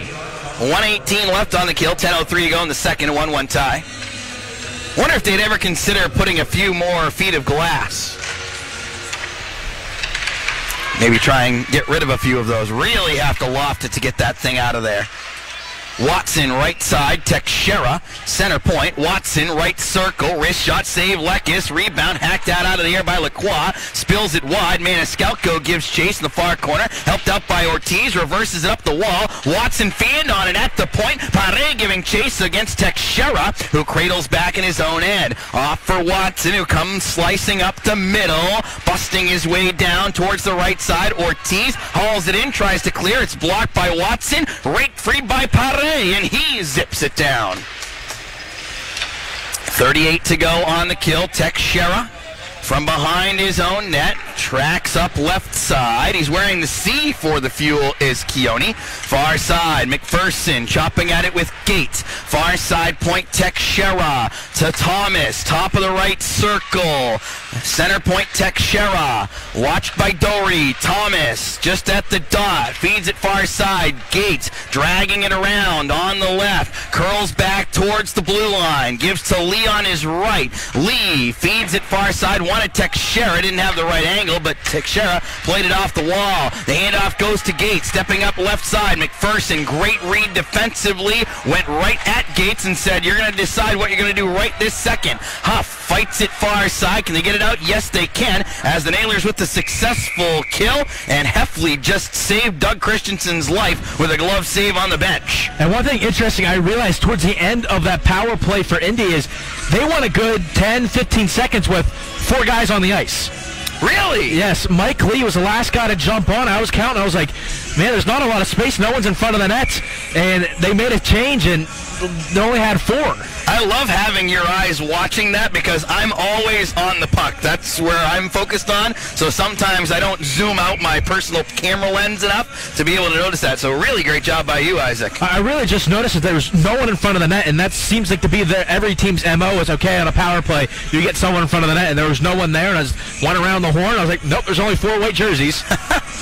Center ice face-off, back to 5-a-side hockey with 8.5 to go in the second, a 1-1 score. Both goals coming in the first, courtesy of Cedric Lacroix and Felix Pare. And the Nailers have really got to stop this parade to the penalty box as they've just been dinged for a hook. And this is going to be Pare who gets called for it. And this absolutely just kills the energy here. You're already on the back end of a 3-3, and you have to go to back-to-back penalty kills and not making it easy on yourselves. Derek Army is at the front of the Nailers bench. I think he might want a word. And project best penalty kill number 4. Draw to Lekis' right.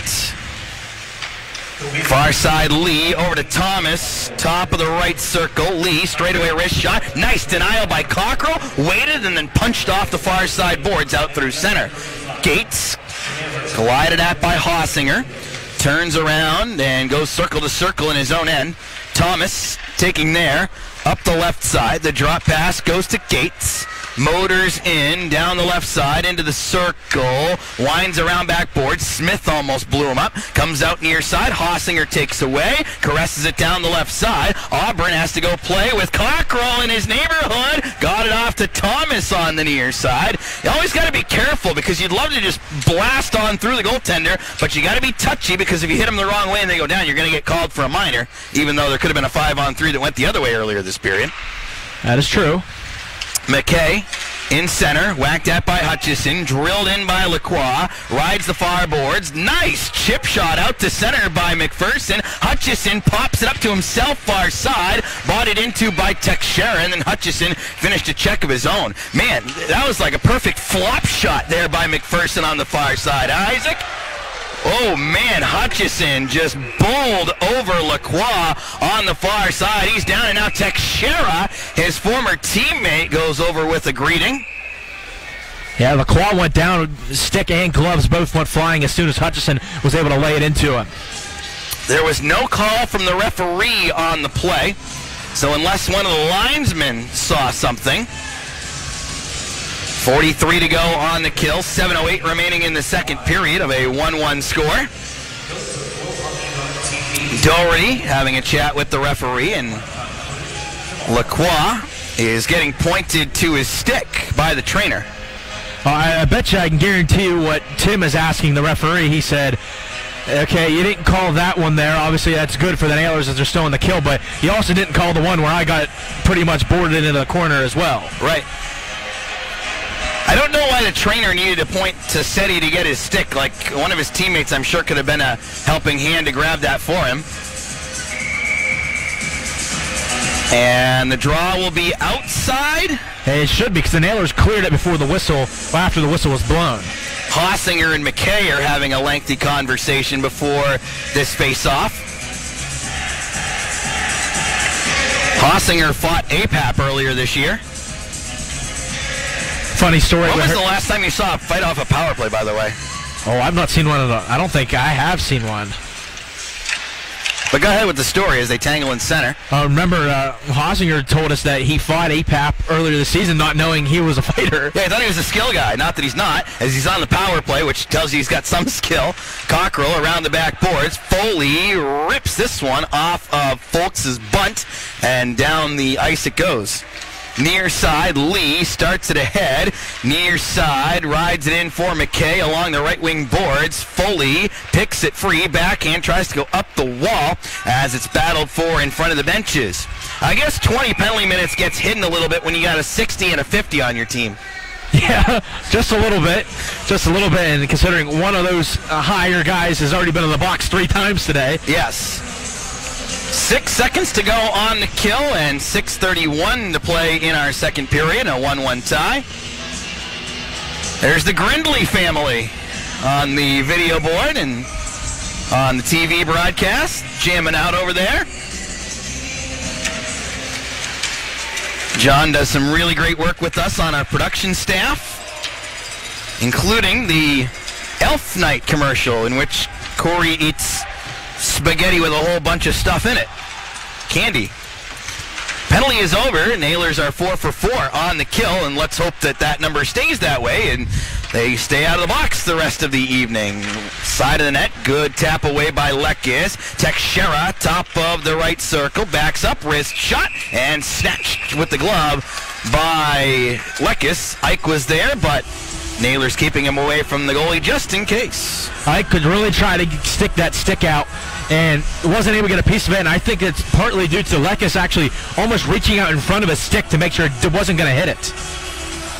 Indy has the 9-3 advantage in shots in this period, and 20-15 overall. With 6:02 to go in the middle stanza, 1-1 deadlock. Draw to Lekis' left is Hutchison. A quick word with Ortiz. Thomas, a quick word with Cameron. They're talking to their D-men. And a foot win on the draw for Indy. Cameron, wrist shot, blocked away. Trying to find it in skates. It shimmies to the far boards. Watson clicks it around back wall. Thomas turns out right side, gets to the point. Cameron winds and drives, redirected wide. Far side Watson feeds it out for Laguerriere, who lifts one up off back glass. Thomas cycles it deep. Gates punished there by Hutchison. Tie up in the near side corner boards. Ortiz is in the neighborhood as well, as they try and kick the puck off of the kick plate. And eventually Cockrell delivers it near side, but Cameron takes it there. He's taken a couple shots already, wants another one. This one missed off back glass. Near side Watson, stapled into by Foley. Near side bordered battle. Ortiz sandwiches Thomas. Hutchison drapes it out. Cockrell got it through Cameron and out to center, quickly regrouping as Laguerriere. Cameron nearly forcing a steal. Hutchison. Laguerriere gives chase far side. Poked it free. Cockrell rides down the right wing boards. It pops around in the circle before it's shot down by Gates. Far side Iverson getting in deep on McPherson. Punishes him against the far side boards. Clipped around. Kept in by the Fuel. Schneider to Lee. Right circle. Over. One-timer fanned on by Iverson. McPherson goes over to him. Lee right side. Lets a wrister go. And Lekis controls the save and hangs on. That is big to get to the media timeout and get this Nailers team a little bit of a break. 4:34 to go in the second, a 1-1 tie on the Nailers Broadcast Network, presented by Main Street Bank.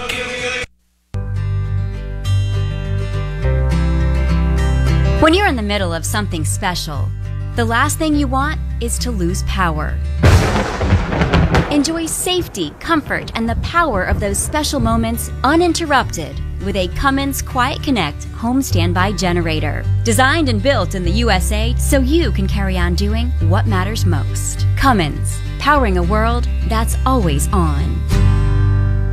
30 reasons you gotta get back to Nailers hockey. Reason number 1. 30 seasons, 1,000 victories. Number 5. Coach Derek Army is back. Reason 13 you gotta get back to Nailers hockey. The Beer Can Pyramid. Number 22. It's where you first met your wife. And reason number 18. She spilled nachos all over you on the winning goal, and you wisely apologized. Gotta get back to Nailers hockey. Opening night November 6th. Call 304-234-GOAL or go to wheelingnailers.com.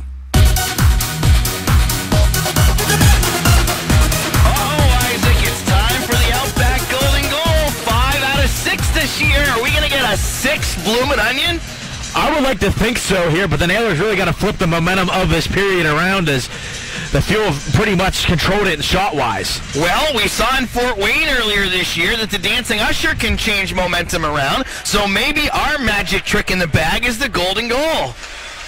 Brought to you by Outback Steakhouse. Far side, it's Lee flying it ahead into Wheeling territory. Smith, first one back on it in the corner. Ridden into by Ike. Near side, Apap gets it up top. Lee fakes, now takes, and a stick save made by Lekis. McPherson on the backhand. Boomhauer couldn't roll it out. Ike thinks about it. High on the right side. Gets into the circle. Wrist shot denied by the Wheeling D. Comes around near side boards. They feed it out. Schneider straight away into the left circle. A wrist shot by Lee, and that one goes skyward off of a redirection.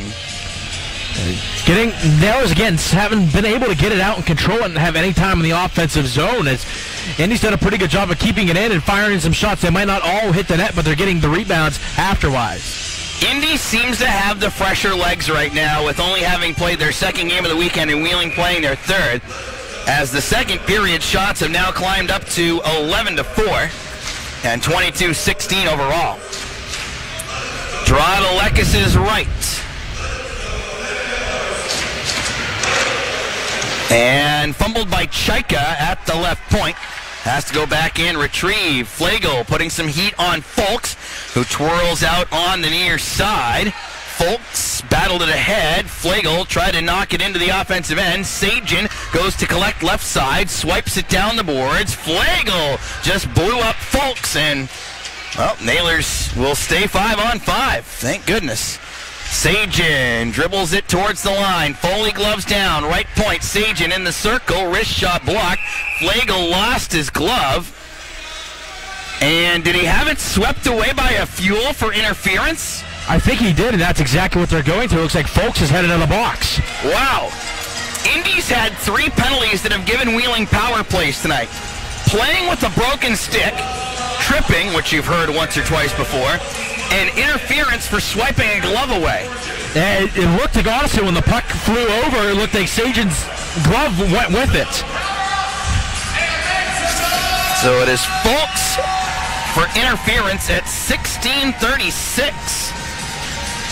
And the Nailers will plug in their third AEP power play. They're 1 for 2, and there's still 50 seconds of Bloomin' Onion time. Let's see, the major thing here for the Nailers is to win the draw. Yes. And Felix Paré has that chore. It gets tied up. Indy takes it and almost kills Maniscalco on the bench. He didn't flinch, though. He just ducked. He got a cool breeze on the back of his neck. Which, by the way, why do they always say heads up? Because if you put your head up on that one, you're going to die pretty much. Or lose a couple chiclets. Yes. Like, it should seriously just be duck. Because naturally, if somebody says heads up, you're going to look up.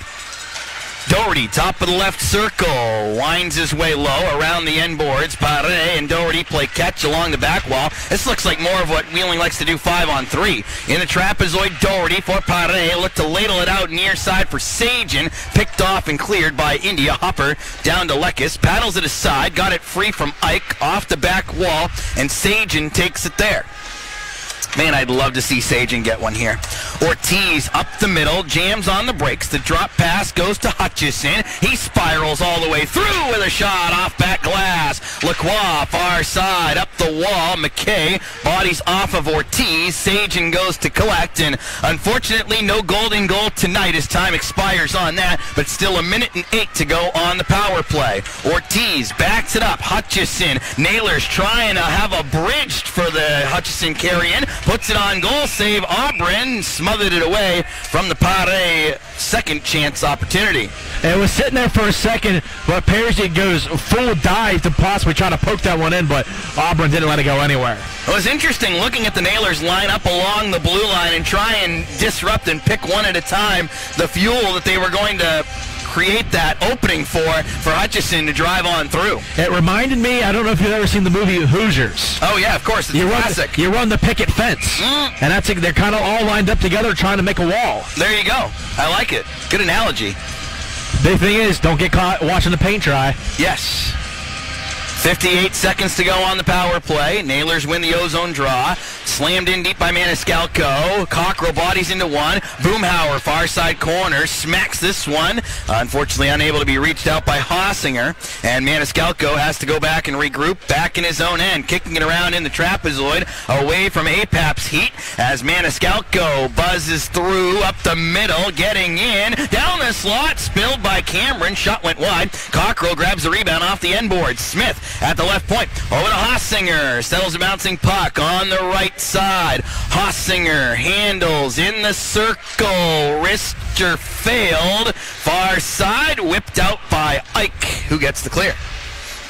Lekis got a piece of that missile, and settled down by Smith, who turns back with 8 on the man advantage. Adam Smith, one of the alternate captains for the Nailers. Nick Hutchison wearing the other A. Dylan McPherson has the C. Lee cuts it for Gates. Looking for the home run pass to Folks out of the box. Had to gather it in before entering the zone. Drop pass give and go with Thomas. Tried to load it low. Thomas banked it off of Lekis. Now Doherty chips past Lee. Gets the engine running in right side. Try to go high glove. Put it over top of the net. Good idea though by Tim. Flagel keeping in with Doherty's help against Folks. Folks. Slides it low. Hutchison kicking it around from the corner. Throws it in front. He was looking for Flagel on the doorstep. Indy airs it out to center. Folks sticking down. Ortiz, good job getting in his way. And McPherson takes back. So power plays now. Wheeling 1 for 3. Indy 0 for 4. Wound wide of the net. Lee cranked into by Flagel and Hutchison. Taken away by Chaika. Up for Thomas. Right side. Gets in over the blue. Feeds into the circle. Gates curl drag shot. Blocked by McPherson. Another good read by Mac. McPherson gobbles up on the right side against Lacroix. Try to get it through. Had it broken up. Watson ahead. A McKay breakaway off the post. And Teixeira rattled it off the end boards. Oh man, both teams now playing heavy metal music as Maniscalco a post for the Nailers in the second and McKay a post for Indy in the second. They wanted to stretch it ahead to him again. McKay chases down. Lecca says get lost. And that ends a very anxious few seconds of second period action. Yeah, each team had a semi-breakaway chance. The Nailers with Tim Doherty trying to go down the right side. He floated a little bit high, but right at the other end there, an absolute great chance, but finding the iron. Wow. Very, very exciting ending to that second period. And the teams remain the same way they were on the scoreboard at the end of the first period, as they are all knotted up at 1 apiece in what has been a very tightly played affair here on a Sunday afternoon. It's been a fairly good game as well. As Nailers know in that third period they can't be on their heels as much as they were. Nor can they be on the penalty kill as much as they were, as they've been on it 4 times so far today, and they have been on the penalty kill a lot more than the opposition in both the first 2 games of the weekend. And I think both those things go hand in hand with each other. No question. Both the goals coming in our first period as we await my guest down along ice level for our conversation in between periods. And I feel like with the penalty kill the way it is and in a 1-1 game, always good to get a defenseman to chat with between periods. See this, sir? And one of our leaders as well. As Corey rides the chuck-a-puck pin out to the middle of the ice. And we'll get ready to head downstairs. All right, thanks so much, Corey. Adam Smith in this 1-1 deadlock in Smitty. We've seen quite a bit of special teams action, but in particular, what do you like that you guys are doing on the penalty kill so far today? I think we're limiting the chances and keeping them away from getting some great A's. So we just got to bear down on our clears and keep making it hard for them to get in our zone. In this tight game, it feels like it's going to take just one of those little breaks or a bounce or something. What are you guys going to need to do offensively? I know you're going to be playing the last period of a 3-3. The legs are probably barking right now, but to ultimately push through and get the victory here this afternoon. Yeah, I think the big thing for us is going to be limiting our turnovers at the blue line, and I think we got to get more pucks on this guy and get more bodies to the high traffic area. It's not going to be a pretty one tonight. Very good, Smitty. I appreciate a few minutes of your time. Go get him in the third. Thanks, EJ. A 1-1 tie after 2 as we just chatted with Nailers alternate captain Adam Smith between periods against the Fuel. Isaac and I will have a second period recap and some more stuff for you during our intermission coverage, which comes your way next on the Nailers Broadcast Network, presented by Main Street Bank. Are you looking to purchase your first home, refinance your current mortgage, or need money for home improvements? Westbanco is lending special first-time home buyer loans with low down payments and no PMI, down payment assistance programs, FHA, VA, home improvement, and conventional loans, all designed to meet your needs. Westbanco has lending professionals who will take the time to explain all the details and help you through the process. Call or stop by one of their local branches for more details. Westbanco Incorporated, an equal housing lender. Purchase your seat in the spotlight at the historic Capitol Theater in Wheeling. This is a once-in-a-lifetime opportunity to celebrate your family, your business, or the memory of a loved one. The name or organization you choose will be engraved on a plate on the seat of your choice, subject to availability. For nearly 100 years, the Capitol Theater in Wheeling has hosted the world's greatest entertainers. Find out more about your seat in the spotlight online at capitoltheaterwheeling.com. Wheeling is waiting for you. I got my vaccine so I could go to my honeymoon in Jamaica. I want to be able to go to summer concerts and fairs. I want to spend the summer with my family and friends. That's why I got my vaccine. That way we can fill up the stadium for football games this fall and the arena for hockey games this winter. I just want life to be back to normal. So when the time comes for you, I hope you get your vaccine. For more information, go to vaccinate.wv.gov. Brought to you by the West Virginia Broadcasters Association and this station. We elves like to stick to the 4 main food groups: candy, candy canes, candy corn, and syrup. Join the Nailers for an Elf Night Party, Saturday, December 11th, Pup Drop 710. Featuring Elf Hat Giveaway, Candy Spaghetti Eating Contest, Elf Costume Contest, and Teddy Bear Toss. 30 seasons, 1,000 victories, and Elf Night Party, December 11th. You gotta get back to Nailers Hockey. Get your Elf Night tickets now. Call 304-234-GOAL or go to WheelingNailers.com.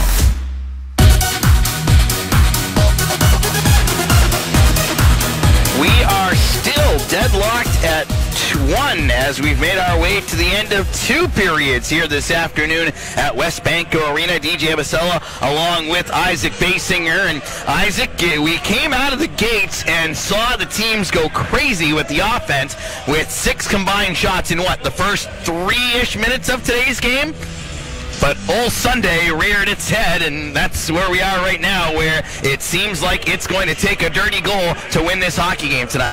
Yeah, again, they went and they checked the calendar and went, oh, good old Sunday. Let's slow the pace down a little bit, and that's kind of what we've gotten, and it's been a little bit of a different feel in the second period.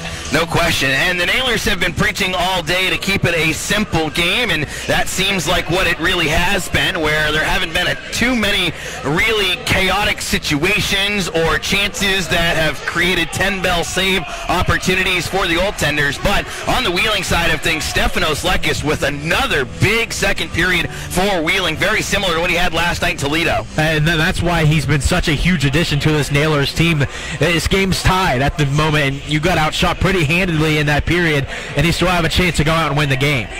Of course, a couple of penalty kills doesn't make the job any easier, but the Nailers got outshot 11-5, and it kind of seemed like they were on their heels for a little bit during that second.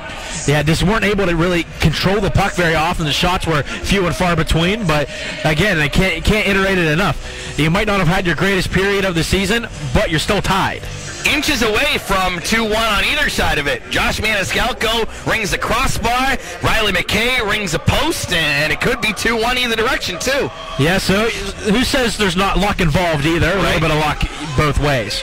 So both the goals coming in the first period, they came 49 seconds apart from each other. Cedric Lacroix first on a rebound, and Felix Paré on crashing the net. So both goals coming kind of in dirty fashion, either on a rebound or a loose puck, but obviously from less than 5 feet away from the blue paint. It's been a gritty game, and it's going to take grit to finish this one off. So we are 1-1 at the end of 2 power plays in the game. The Nailers are 1 for 3, and the Fuel are 0 for 4. And again, your second period shots on goal, 11-5 for Indy, for a 2-period total of 22-17 in favor of the Fuel. And it's going to be a character type of game, and that's, I guess, the type of game that Wheeling is very comfortable playing this year, where they are not afraid to play in these very tight games, and just to see who can ultimately roll out as the hero in these circumstances. It truly might be just the next goal is going to win the game. I truly think that's how it's going to really come down to it. It feels like one might do it. It felt like this on Friday, and that was a 3-2 Nailers lead going into the third period. It was not a pretty win by any stretch of the imagination, but it was a win where you look at some of the teams in previous years here and you go, are they getting that win? Probably not, honestly. And you hope that's another type of these games here at the end. Okay, that they were possibly able to pull it out, and you got to look at it's more the grit and grind to it. No question. Last night had this feeling to it too, but then the third period kind of opened up a little bit as both teams got 2. But it should be a doozy tonight. Really looking forward to seeing how the third period goes. But Isaac and I have another intermission segment to tackle with all of you coming up next in a 1-1 tie on the Nailers Broadcast Network, presented by Main Street Bank. What does Main Street Bank mean to you? Well, Main Street has extended hours every business day, and they're open most holidays. Their new checking and savings accounts are really good. The balance requirement is very low, and they have online bill pay and debit cards right away. Plus, they have no fees or low fees. Great service, higher interest. That's money in the bank. The right bank. Open your checking and savings account at Main Street Bank. You deserve a bank this good. Member FDIC, Equal Housing Lender. Tonight's game is brought to you by the ECHL, celebrating its 34th season of affordable family entertainment. The ECHL would like to recognize the following league sponsors: AMI Graphics, official signage provider; Athletic Knit, official jersey supplier; Baron Rings, official championship ring supplier; BFL Canada Insurance and Sutton Special Risk, sponsors of the 2022 ECHL Hall of Fame induction ceremony; Flow Sports, the exclusive streaming provider of the ECHL; Geico, official auto insurance of the ECHL; The Fairley Group, official commercial insurance provider; Handbid, the official mobile auction app; Honig's, the official partner of the ECHL officiating team; Howie's Hockey Tape, official hockey tape and lace provider; In Glasgow, official puck provider; My Grey Group, your source for game-worn jerseys; Sideline Swap, official online marketplace of the ECHL; and Warrior, exclusive on-ice equipment provider of the ECHL and title sponsor of the 2022 ECHL All-Star Classic. Catch all of the ECHL action live in high definition by logging on to flowhockey.tv. Another great reason to get back to Nailers Hockey. The Friends and Family Pack. Bring at least 4 friends, family, or co-workers, and all 4 receive reserve tickets, commemorative 30th season Nailers ball caps, and free McDonald's meal deal vouchers. Plus, buy more tickets if you want. Deal starts at just $22 per person. 30 seasons, 1,000 victories, and the Friends and Family 4-pack. You gotta get back to Nailers Hockey. Book your group today. Call 304-234-GOAL or go to wheelingnailers.com.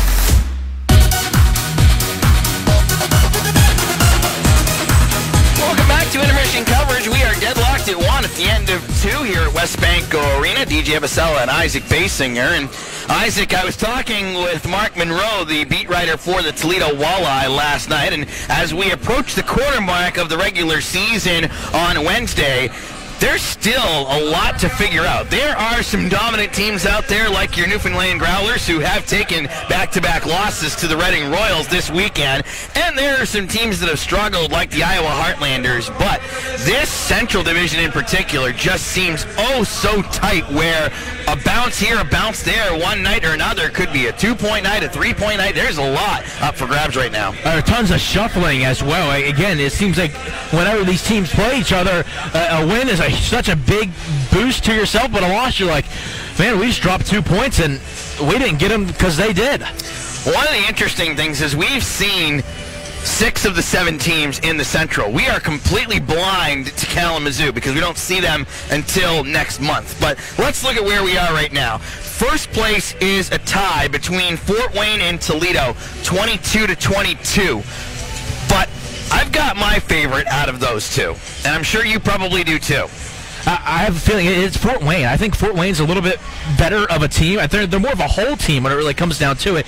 Even though they're both tied at 22 points, but Fort Wayne's played 2 more games. But I just really think that Fort Wayne has a complete team, and if they can have Samuel Harvey as their goaltender, I think that gives them a chance at every game. How on earth has Fort Wayne lost 2 out of 3 to Iowa? Oh, by the way. Some teams have another team's number. That's the only thing I could really say. That I don't even get. But Fort Wayne and Toledo's tied at the top with 22. The Nailers have dropped 3 out of 4 to the Comets and have split 2 very tight games with Toledo. 1-goal win and a 1-goal loss, both on the road. And, of course, Toledo doesn't come here until March either, so that throws a little wrinkle into the equation also. Yeah, it's not easy going to play at the Huntington Center. No. Third place is Kalamazoo with 20 points. They're on a 3-game winning streak. They've won the first 2 out in Utah. We were hoping that the non-division Grizzlies could help us out, but maybe that just continues to basically direct us that the Central Division is the division to beat right now. Yeah, we saw that a little bit last year as well. You look out at that Mountain Division, you're like, wow, they have a ton of points, and then you go, then the Central Division will go out there, or the teams that come out and play out there, and they go, and they'll wipe them clean. Yeah. So it's a different style. Illustrate was the word that I was looking for there. Kalamazoo in third with the 20. Then it's Wheeling with 19 and having a good run right now in fourth.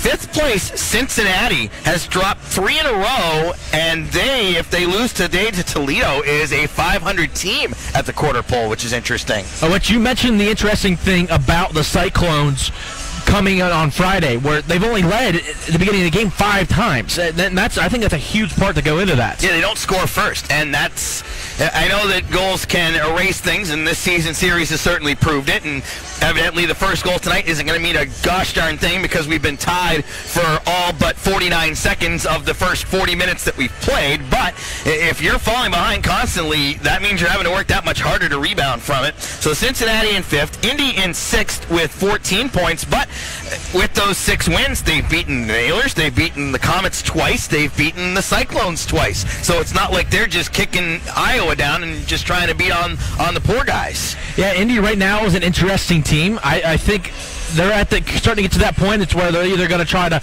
make that jump and start putting something together, or just try to kind of stay where they're at. And then Iowa in the basement, and they have had their struggles, in particularly with the Nailers, who have beaten them 3 times, and the Walleye, who have beaten them 4 times. Yeah, they'll figure it out eventually.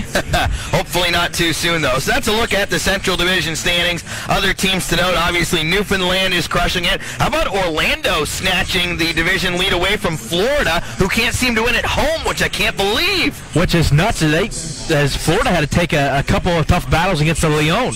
Florida is 6-0-3 on the road and 2-6-2 at home. Newfoundland has not lost a road game yet. They're 9-0 away from the province up there in the Northeast, 5-4 at home. So those are some of the dominant teams. Orlando, as I mentioned, leading the South, and Idaho has crept into the lead in the Mountain. And Wichita, despite what we saw, they've had points in 9 straight games now for the Thunder. And you go on those little bit of streaks, and all of a sudden you just keep creeping your way up. And Wichita is an interesting one there. And Allen's another terrible home team. 1 win in 6 home games. That's a scary-looking number there. It's still football season for them. Must be. So that's a look at our standings. It is a 1-1 tie after 2. We'll have an exciting third period coming your way, but first, Main Street Bank out-of-town scores when we come back on the Nailers Broadcast Network, presented by Main Street Bank. It's good to have options when choosing health coverage. For yourself, for your family, or for your employees. And you've got options with the health plan. Known for exceptional service and support, with a nationwide network of physicians, flexible coverage options you can count on, and competitive rates you'll appreciate. The health plan. Plan on it. Learn more at healthplan.org. Have an adventure at Wheeling's historic Center Market. Discover a unique mix of specialty shops and quality eateries and events. Find the unexpected at Center Market. Treasures like art, antiques, coffees, wine and craft beers, cigars and fine olive oils, to fresh seafood, local gifts and foods, jewelry, vintage decor, toys and clothing. Speech on 6:02 p.m. Do not orient 98% battery control center. Air brighten volume selected. Flat top cap selected. Screen recording button. Pension Help America connects Americans to resources that can provide answers to questions about their retirement plans. Found online at pensionhelp.org, Pension Help America is a website of the Pension Rights Center, a nonprofit consumer organization that protects and promotes the retirement security of American workers, Fox Sports Wheeling. and their families. If you have a question about your retirement plan, visit pensionhelp.org. That's pensionhelp.org. A public service message from the Pension Rights Center. 30 reasons you gotta get back to Nailers hockey. Reason number 1. 30 seasons, 1,000 Fox Sports Wheel victories. share. Number 5. The latest. Coach Derek Army Walleye win on is overtime Reason power play 13, you button. gotta get back to Panthers Nailers fired Joe hockey. Brady. Walleye win on overtime power play button. Banner. Volleyball end season college football playoff. Another all-region honor for W. Major update on Kyler Murray. Defense keys big win for no. 7 Hilltoppers. Watch Bill Bursey's NSFW. Almeida amazing and 4-goal game button. Adult crowd. Hockey, Wink, Sailor, President, Twitter trolls Brian Kelly, Almeida, Nailers offense cooking in Goreville, button. Pat McAfee donates $2 million to high school alma mater's athletics program. Nailers feast on fuel, 5-1, button. Adult, fence, helm, 6, 88. Antonio Brown, Nailers acquiring goalie Stefanos Lekis, several MLB players troll the late comeback sinks Wheeling in conference opener against Notre Dame, button. Red Sox trade and throw, men's basketball drop, MLB implements lockout, Nailers come inches away from the point in Fort Wayne, button. Notre Dame makes decision on Fuel Square season set with 5-2 home win, button. Illustrations, Ixcax, 2022. Between the Cyclones and the Walleye. I feel like the North, you mentioned Adirondack and Maine, I feel like you can draw a line between the top three and the bottom three in that group. Newfoundland seems to be the top. Then Trois-Rivières and Reading kind of go back and forth for that 2-3. And then it's going to be between Maine, Adirondack, and Worcester for that last spot. And it's honestly been here early on. Who's played Newfoundland? Yeah, exactly. Yeah, you looked at Trois-Rivières and you're like, whoa, they're going to be a terrible expansion team. Well, guess what? They played Newfoundland like every other game out of the gate, and now all of a sudden you see them go down and sweep Florida, and you're like, aha, okay, so Les Lions are for real. Team Quebec playing very well. Yeah, exactly. Nailers go from left to right in the third period. Fuel from right to left. Flip-flop those directions if you're watching along on MeTV or Flow Hockey. Jared Thomas wasn't sure if he wanted to show up for the third period. He was last out of the tunnel, and well, he's going to take the face-off to start the period against his former teammate Nick Hutchison. Hutchison did extend his point streak to 12 with a first period assist. Gates plowing in, far side, pivots along the wall, gets it out for Watson, left circle, skyrocket, goes over top of the net. Dunked down the boards, Watson in the far corner, got it from Gates. Smith applies the body, Maniscalco, knocked down Watson, puck left to the far side of the trapezoid. Huff goes to lay the body on Thomas. Be interesting to see how much we see Cam Huff in the third period with those fresh legs. Cockrell blazing down the left side as Thomas had to go off for a change, as I guess he didn't quite snap that helmet tightly when he came onto the ice to start the third. Watson throws it up. Gates had it hop on him, elects to go off for the change. McPherson away from an on-charging Lacroix to Ortiz on the left side. Tipped through by Sajin. Broken up at the blue. Swashed in deep. Chaika against the backboards away from Hossinger. Near side, McKay makes the play. Hossinger chases after him. McKay out from behind his own net. Stops in the right circle. Gives it away. Hossinger! Put it just wide to the left. Oh, man. Had the goalie beat, but just missed the target on a brutal turnover. And Hossinger and McKay have a little bit of a chat in center about that. Teixeira breezing down the far side. Hossinger gets back defensively, sweeps it to the near side boards. Apap thrust it into by Pare. Sajin tries to help it out towards center. McKay with the steal, but runs into McPherson's kitchen as Ortiz takes away. On the left side, gets over the red and steams it in deep.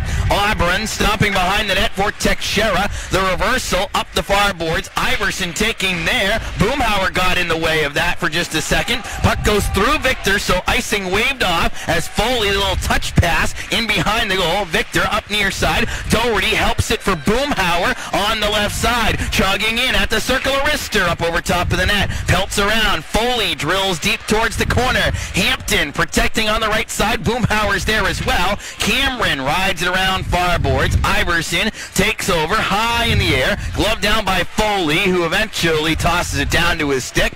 Victor takes over, slips up for Boomhauer, who twirls back in his own end, riding it ahead on the left side. Boomhauer cutting in deep, goes behind the net, drops it off, and Doherty got robbed by Auburn. Oh, Boomhauer with that nifty leave off, and Auburn happened to have his leg pad down where he needed it to be. Maniscalco flips across the blue. Smith with a drive, put it over top of the net, and the puck goes whirling and rolling like a wheel all the way down to Lekis. How about that setup by Boomhauer to Doherty, though? Huff busting down left side, around the back wall, tried to leave it off for Cockrell. Lacroix got in the way and then slid it into the corner boards. Hutchison for Ortiz, right circle, he scores!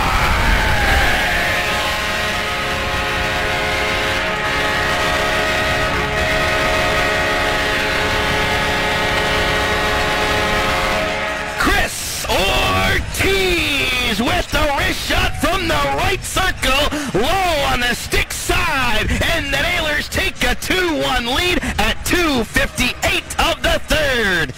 Able to have some absolute great passing and able to find the open space is Ortiz. He steps up and puts it right between the arms of Auburn to give the Nailers the lead. I thoroughly enjoy watching he and Josh Maniscalco create from the blue line. There's two different types of offensive defensemen. There are the guys that just sit there and load the cannon. Take, for example, Zdeno Chara or Shea Weber. And then you have the guys that can skate the puck and create him with the offense offensive opportunities, such as a Chris Letang, that type of a player, and Torrey Krug even as well. And I feel like with Maniscalco and Ortiz, they both fall into the latter category where they can skate, they have the vision to create with skill and not just relying on the big back scratcher. Hossinger ramps it around the backboards. Ortiz touches it around far boards. Sajin in the corner as they battle it free. Ortiz looks to go up the wall with it, and it's picked by McKay. Out to the point. Teixeira wrist shot. Save made by Lekis. Rescued behind the net. Ortiz gave it away to Folks, who then got slid into by McKay.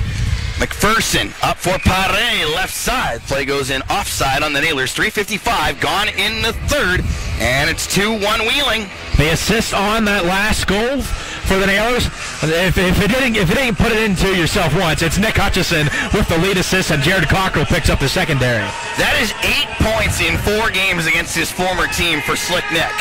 That's crazy. He's on a hot streak. Oh my gosh, it's incredible what he's done, as that gives him 23 points on the year in game number 17. Boy, it's a shame All-Star ballots were due Friday, huh? Because, boy, is he just adding up the points to put it where, obviously Watling, you looked at his numbers and probably was in the lead with tied for second in points going into the weekend. But Hutchison, my gosh, is he just torched people right now. Boomhauer crashed in near side corner boards with Teixeira. That is the 8th multi-point game of the year for Nick Hutchison. Chaika swirls it around far boards. Victor got a piece, takes the whole thing back in his center, retreats smoothly for Foley on the right side, gives it ahead. Boomhauer tries to shimmy his way past a few, kicks it into the zone down the middle, but Doherty was super anxious, and he got in a step too soon on the offside. Yeah, Indy was able to hold off Boomhauer just long enough. Then Doherty again is trying to get down that right side. As when the D's came in and pinched together, it really left some open ice, but obviously they were able to hold Boomhauer from basically getting in. Draw coming in front of the Indy bench. Mentioned head coach Doug Christensen and his assistant coach Duncan Dalmeo. The head coach of the Nailers, Derek Army, and assistant coach is Ryan Kuwabara. Derek already looking to tie Mark French on the wins list, as French had 16 before departing last year, and Derek going for 16 here today as he looks for number 10 of this year. Winding up behind his own net is Laguerriere. Starting up on the right side, now swings back towards the left. Hutchison puts some heat on. Maniscalco at his own blue. Huff helps it out to the neutral zone.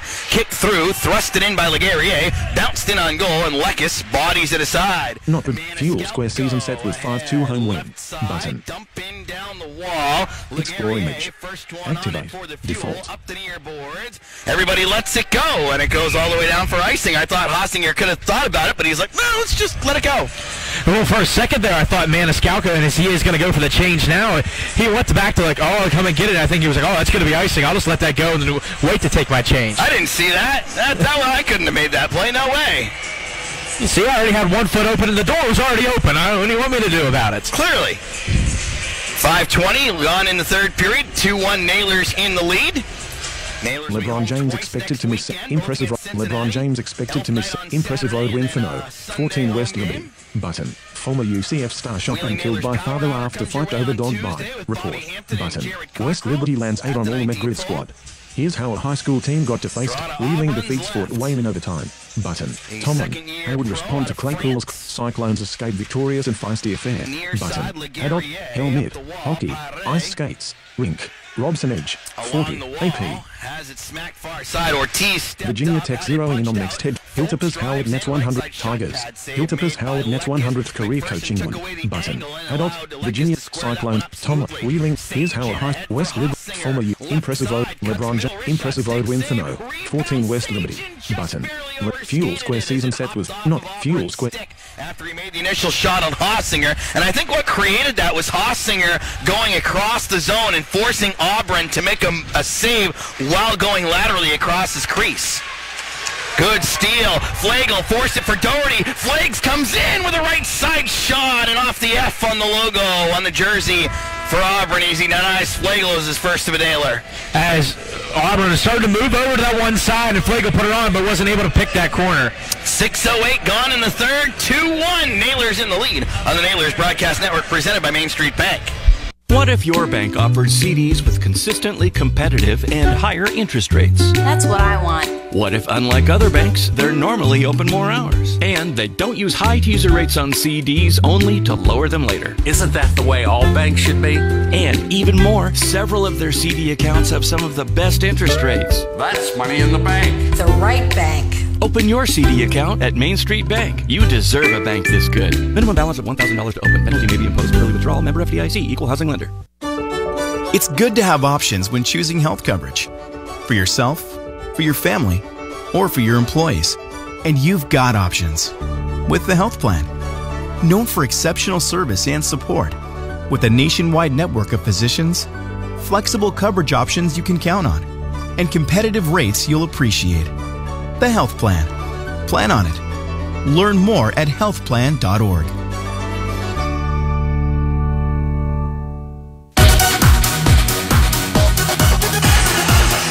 .608 gone in the third. Nailers leading the Fuel 2-1 on a third period goal by Chris Ortiz.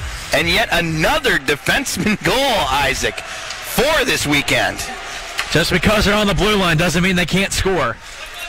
Near side retrieval. Foley out of the corner. Had it hop on him, but he gets some help from Flagel to push it out to center. Man, would that have been ever fun to see Flagel light the lamp on that previous play as he sends Lee to the deck. Boomhauer stashing his way through Thomas, gets some help from Cockrell nearby as he dips it in deep. Schneider back behind the net. Boomhauer crashes in, far side corner. Near side in comes Gates at the circle. Great defensive play by McPherson to wipe it off his tape. Swept around far boards by Ortiz. Thomas had a glance off of him. Boomhauer goes crashing in, far side boards. Hutchison across the way for Cockrell on the right side. Slides it deep. McPherson on the attack, winds it around the far boards. Hutchison reverses it down the wall. Huff looking to play the carom on the right side. Gets some help nearby from Cockrell. Huff punches all the way deep. Hutchison around past Chaika. Backhand wrap in front. Cockrell tries to find it. Cross check down by Watson. Arms stay down. Huff continues to put that pressure on as it's eventually wedged out by Teixeira. Turning deep in his own end. Forced by Hutchison. Teixeira off the wall in front of Iverson, who is hopping onto the ice. Golfed in by Smith, plops into Teixeira's body, goes off the far window, and it sizzles out to center. Smith hacking at it with Ike. Maniscalco turns back, far side corner, soft backhand feed. Huff takes there, patiently waits to turn on the Jets for the offensive rush. Pare spills it in. Smith now on the forecheck. Back-to-back rushes in zone where a defenseman's gone deep. Fuel pick it free. Ike comes in. Left side shot may have been going wide, but Lekis doesn't want to take that chance as he gloves it down. I think that's probably the last thing the Nailers want is a wide open game at this moment. You have your lead. Try to make it whistle to whistle and win those mini battles throughout the rest of the period. Slow it down a little bit, as they've said all night. Simple, simple, simple. 11:52 to go in the third. 2-1 Nailers in the lead. After today, Wheeling will see nothing but Cincinnati and Norfolk until next year. Fun. Yep. 4 games with the Cyclones and 5 with the Admirals between Wednesday and New Year's Day. And then I think we get Reading thrown at us for the first time this year. Boy, it feels like eons since we've seen the Royals. Folks trying to crash towards the net, sticked away by Lekis. Near side popped out of the zone by Hampton. Leguerrier across the neutral zone, taken there by Hossinger, who got crashed into hard by Cameron. Took the hit to dump in. Sagen gets a piece of the clearing opportunity. Nailers keep Indy deep. Lacroix along the back wall. Hossinger, whoa, went for the big hit, but Lacroix ended up taking the harder shot there, or giving the harder shot there as Victor tosses in from center, sticked away by Auburn. Said he's a big guy. Fultz in for McKay, tipping in, tries to haul his way around Ortiz, comes up near boards. Flagel trying to get their lead shot, tip on goal by McKay, and a save made by Lekis. A great clear attempt there by Ortiz as well. McPherson picks up as a pass hopped over from Schneider, airs it in behind the goal. Fuel Square season set with 5-2 home win. Button. Near side, taken free by Doherty, dragged to the corner by Boomhauer, one-hands it up the wall, ladles it out for McPherson, wrist shot, dropped off of Thomas, nearly rolled to Flagel in front, but he was locked up. Gates in for Watson, down the right side, crashing on the backhand, save Leckis, rebound Thomas, sweeping at it, Leckis is down, and the Nailers drag it to safety. Wow, what a crazy sequence. Doherty dumps in as Boomhauer tripped up over the blue. Far side corner retrieved by Teixeira as he winds up from his own end. For Thomas on the right side, jams on the brakes, floats it across, dangerous pass, but he got it to Chaika, comes in left side, shot on goal, stick save made by Leckis. Net stayed on as Leckis lunged forward as Cockrell's able to battle it out to center. Huff, the little tap play, Hutchison in, dangles through his legs, backhand, was trying to smother it was Auburn. Another chance came from Huff, and Auburn got that one too. A couple of tough chances on Stefanos Leckis. He made some great saves, especially the one where it seemed like everything was going on in front of the net, and the Nailers were able to scrape it through and be able to try to go the other direction. He is super acrobatic. Now that I've had a chance to see him on my own team for a few games, I think I'm ready to draw the comparisons to the guy that went to the same school as him, Tim Thomas, the University of Vermont. Very active, very active. Yes. Just find a way to get in front of it, and he does. Draw coming up to Auburn's left with 9:48 to go in the third. Nailers up 2-1, courtesy of Chris Ortiz, and his fourth goal of the year. Most for any Wheeling D-men. Smith blocks the body to keep alive far side against Heffley. Cameron nudges it around the end boards. Leguerrier up near wall. Ike towards center. Snatched there by Cockrell. Twisted it middle. Trying to prevent entry was Hutchison offside as Ike touches up on the near side. And we get the stoppage. Hey, this is a little bit of what we're starting to look like, what the Nailers need to do to close out this one right here. It's just the simple, keep battling at it, no easy entries, and make them have to work for everything they have to do. Latimus Communications allows you to communicate with us via Twitter at @DEJ_HockeyPXP and I_Basinger. As Joni gives a hi, guys. Let's make this a great end to the weekend. Get this win, as our beloved coach says. Go Nailers! Leguerrier across center. Cameron carries in. Right side. Out of play. Maybe pick a club with less loft next time. Yeah, maybe go instead of the 8-iron, maybe go with a 7 there, or maybe a knockdown 6. I forgot, and even though he shot it clearly out, there was not a nailer within a country mile of him. Because it goes out on that end, the draw stays in zone. Draw will be to Leckis' left, which means Hossinger is going to go in lefty against APAP.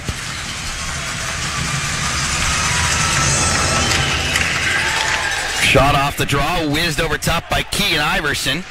Flagel looked to make a play. Near side, Hossinger backs it up to Maniscalco. He's got one more option. Man, that was a nice play. The Nailers just reversed. Smith wanted to load it ahead for Sagen, just too far in front of the fly pattern, and it ends up going to Auburn, who covers, and Indy will not be allowed to make a change because it came from behind center. That's great there, great observation, but getting a little bit of a shower there. And one thing you notice is Jake Flagel goes to the front of the net, and I don't think anyone wanted to touch him whatsoever. He was a guy I was able to see in the third period last night where I think he was trying to possibly get in some fisticuffs, and everyone says, nope, not us, nope.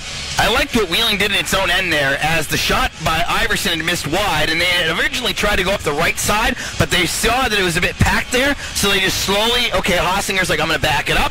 Maniscalco will use the net around Smith, and then it was like, oh, okay, we've got some space here. We can get out of this thing clean without having to deal with anything. Cockrell spilled a man behind the net. Hossinger tries to open it up. Far side, Ortiz bombs away off the post. Rebound, Auburn tries to find it, and the referee, I'm going to guess, lost sight of it, getting the whistle, as Ortiz banged it off the right post. Another blast of a shot from Chris Ortiz, and it was unfortunate as the puck bounced right back to Auburn, and that's where the referee lost the puck. If it could have went off the backside of Auburn, it would have been another great scoring chance, as there was a couple of Nailers sitting right there. 8:52 left to go in the third. 2-1 Wheeling in the lead. hoping that the whistles are gone for the rest of the night, as we haven't seen a penalty since the second. As I was watching on that play, Cockrell going in on the offensive attack, and anytime you see a body go down, you're like, please don't have an arm follow that in the other direction. You do hold your breath a little bit here in the third period. Well, with what we've seen the last couple days, it's like, holy moly. I still would love to see the theory on why we see as many penalties as we do at this level versus what we see in the NHL.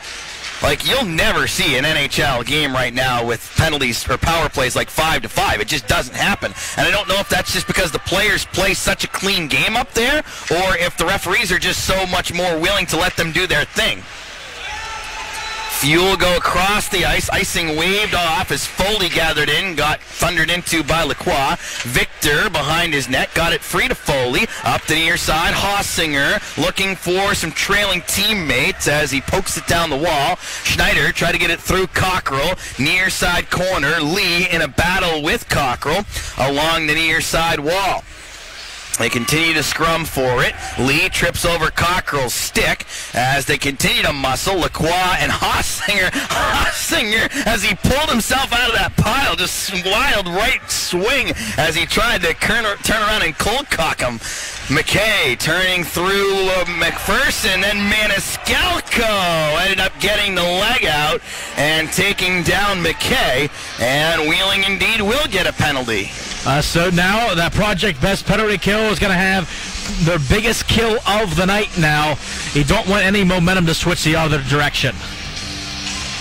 12:08 the time. Hutchison tried first, missed, and then Maniscalco just unfortunately happened to get him, and it looks like maybe a kneeing call. That's originally what I thought it was. I didn't think he got him in the lower part. I thought he hit him with the upper thigh. So kneeing on Maniscalco at 12:08. Nailers go to the Project Best penalty kill for the fifth time. Hey, win a faceoff. Oh, Foley blasted away. Couldn't get it out, though. Shot from Lee goes off of Iverson. They work along the near side boards towards the corner. Dipped around by Iverson. Doherty going to chase. Thomas gets there first. Backed it up, and Doherty's pressure forced Indy to put it all the way back into its own zone. You can't clear it. Let the other team do it for you. There you go. I was so encouraged, too, after the faceoff when I thought, oh, yeah. And Foley did the exact right thing that I wanted him to do and bomb it up the wall, just couldn't get it out. McPherson has to go chase down a roller on the near side of the trapezoid, fights through Gates in the near side corner, right in front of the Nailers tunnel as they shimmy for it. 3 Fuel, 3 Nailers in the play. So Cockrell's got himself on a 2-on-1, just waiting there in the low slot. He ends up poking, can't get it through Thomas, trying to help out with Hutchison. In behind the net is Apap, feeds it far side circle Lee, gives to Thomas straight away. Gates, top of the left circle, towards the dot, feeds it out Lee, tap pass, didn't get through. Cockrell breaks it up, has a 2-on-1 with Hutchison. Cockrell in, tries to feed it over for Hutchison in a sprawling block made by Thomas, but Hutch does the perfect thing as he drills it back to Smith to try and rag that clock down. Smith opens up, frisbees it down, caught by Teixeira, who plops it down to his stick. Dribbles it back for Folks on the left side. Lacroix dumps all the way in as Smith goes to chase behind the net. Clear goes off of Teixeira. Tumbles down to Boomhauer. He gets in left side. Tries to dance around Teixeira. Had it broken up. Boomhauer tips it far side. Whacking at it with Folks. Did you think the Nailers telegraph passed too much on the 2-on-1? A little bit. I thought it should have been a shot there, but they have a better view than us. Near side, it's Folks to the middle of the line. Watson a drive. Walker save Lekis and a clear by Bobby Hampton. And that'll take Maniscalco out of the box as the Nailers go to 5 for 5 on the penalty kill. Teixeira winding things up. Laguerriere, far side. Heffley kept himself onside as he tried to carry in. Ike, right side, tight shot. Save made by Lekis. Doherty spilled by Apap. Tried to drop it back for Laguerriere. It went aerially all the way down to Auburn. He feeds it ahead for Laguerriere. Poked in deep. Lekis with the stop behind the net. Twirls it up far boards. Apap shuffled at by Huff. Trying to dig in there as well as Doherty. A 2-on-2 scrum along the far boards. We've got 5 1/4 to go in the third. The Nailers are up 2-1. Huff breaks it off of Cameron. Tries to break in. Cameron locks him up, takes him down, and the Nailers will get a power play. And that's a great job there by Cam Huff. He huffed and he puffed, and he was able to get him, and the whole house fell down, and he's able to get the Nailers on a power play. Love that effort in his pro debut. 5:06 to go in the third. 2-1 Nailers going to the PP on the Nailers Broadcast Network, presented by Main Street Bank. Are you looking to purchase your first home, refinance your current mortgage, or need money for home improvements? West Banco is lending. Special first-time home buyer loans with low down payments and no PMI, down payment assistance programs, FHA, VA, home improvement, and conventional loans, all designed to meet your needs. West Banco has lending professionals who will take the time to explain all the details and help you through the process. Call or stop by one of our local branches for more details. West Banco Incorporated is an equal housing lender, member FDIC. We elves like to stick to the four main food groups: candy, candy canes, candy corn, and syrup. Join the Nailers for an Elf Night party. LeBron James expected to miss several games. Report. Button. Fuel Square season set with 5-2 home win. Button. Illustration. Activate. 1,000 victories and Elf Night party, December 11th. You gotta get back to Nailers hockey. Get your Elf Night tickets now. Call 304-234-GOAL or go to WheelingNailers.com.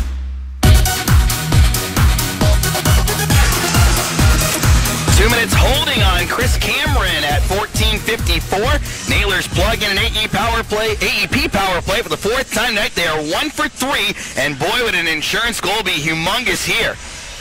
Pare wins the draw with Hutchison's help. Doherty steps in, wrist shot, spills towards the net. Forced in behind the goal, wedged around far side. Doherty slides it out. Ortiz carefully makes the play away from a sprawling McKay.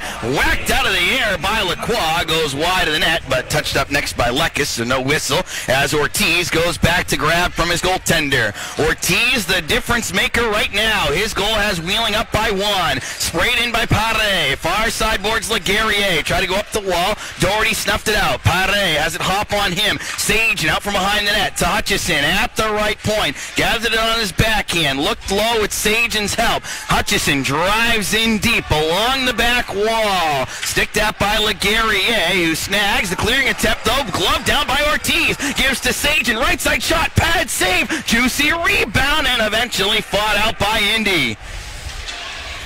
Lekis giving instructions as he wheels it away from McKay. Ortiz had it poke checked. McKay towards the left side of the slot with a shot. Blocker save made by Lekis. And the rebound gloved down by Smith. In behind the net, Ortiz takes there, 46 on the power play, 3:50 in the third. It's 2-1 Wheeling. Ortiz for Hossinger, dribbles it in on goal. Aubryn thought he wanted to rake it over, but instead just plops the glove on top of it. A little bit of an uneasy moment there for the Nailers.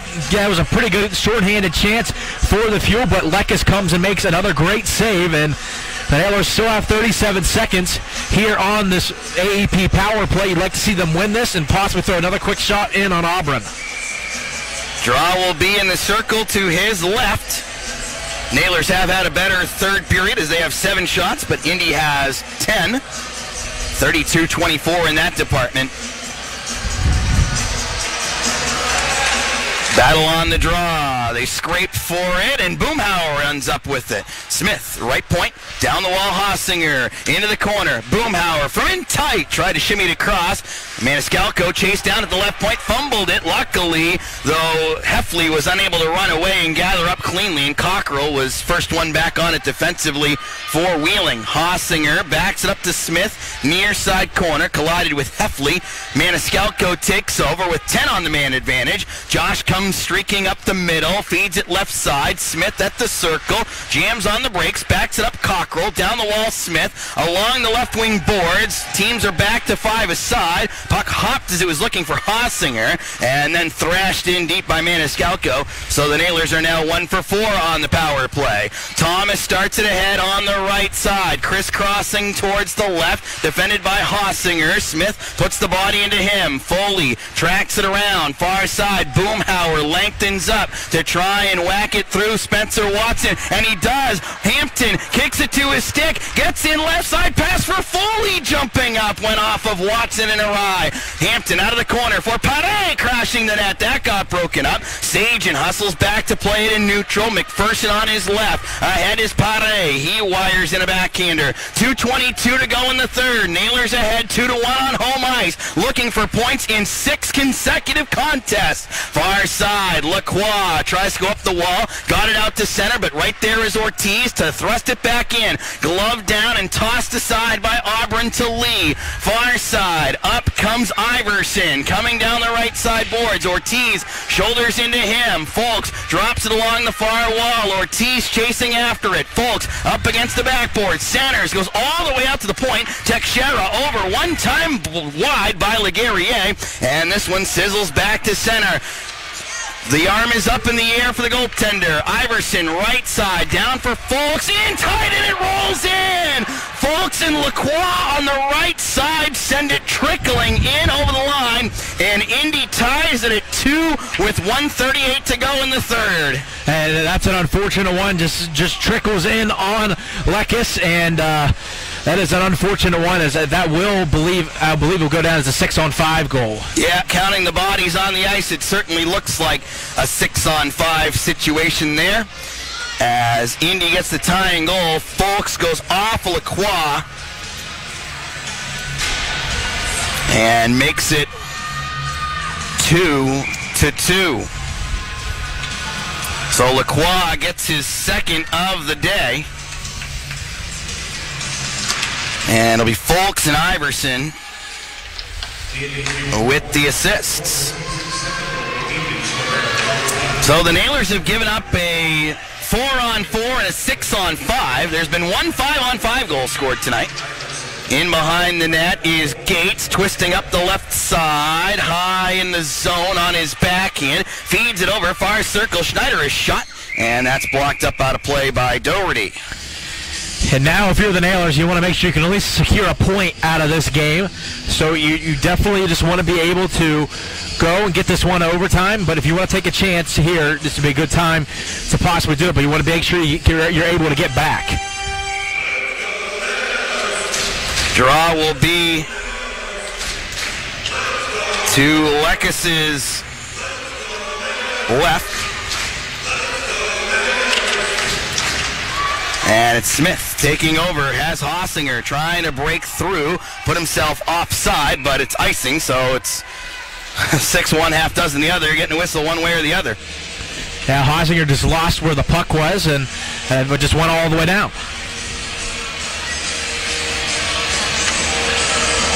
Draw will be in the other circle, and both guys will be on their strong sides.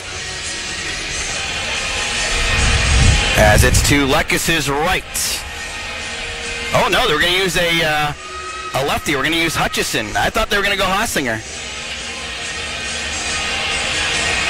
And the linesman allots Hutchison the extra time as he backs off. And working it forward is Cockrell. Good job. Sometimes it's a team effort to win the draw. Sometimes just keep it right there and have everyone come and rake it through. Near side, McPherson from center, blockered away by Auburn. Hossinger giving chase along the far board, scoots it towards the slot. And in behind, it's Lee, far side corner, up over top of Smith. Going back to retrieve is Hutchison, away from APAP. Got it to Smith, slings it up for Hossinger, dribbles it in from the center red. In behind the goal is Laguerriere to swipe it around as Cockrell applied the body. Bouncing puck in center, chopped in by Watson. Maniscalco gathers up right side, peppers it off the boards, blocked though by Thomas. Towards the slot, went gliding through Watson. Ortiz putting pressure on him. Far side, they get it out to the point. Teixeira, wrist shot, tumbles down. Glove near side by Boomhauer. Rushes up right side. Boomhauer gets in, sledded down by Laguerriere. Fans wanted a call, they don't get one. And that will take us to overtime in back-to-back games.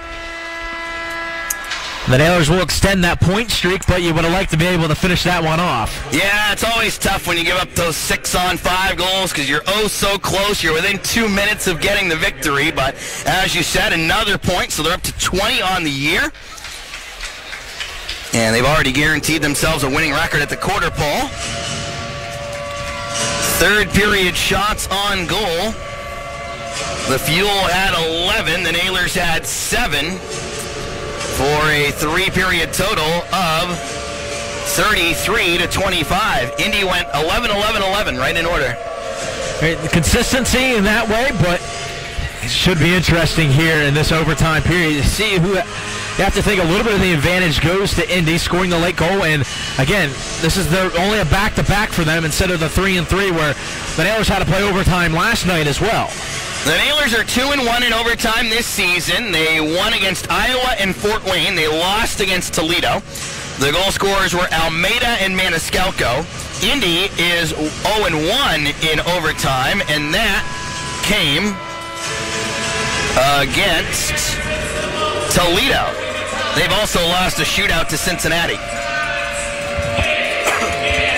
So 7 minutes on the clock. We flip sides. The Nailers will go from right to left. The Fuel will go from left to right. Flip-flop those directions if you're watching along on MeTV or Flow Hockey. Nailers will start out with Hutchison, Smith, and Ortiz going kind of defensively with the 2 Ds and a forward.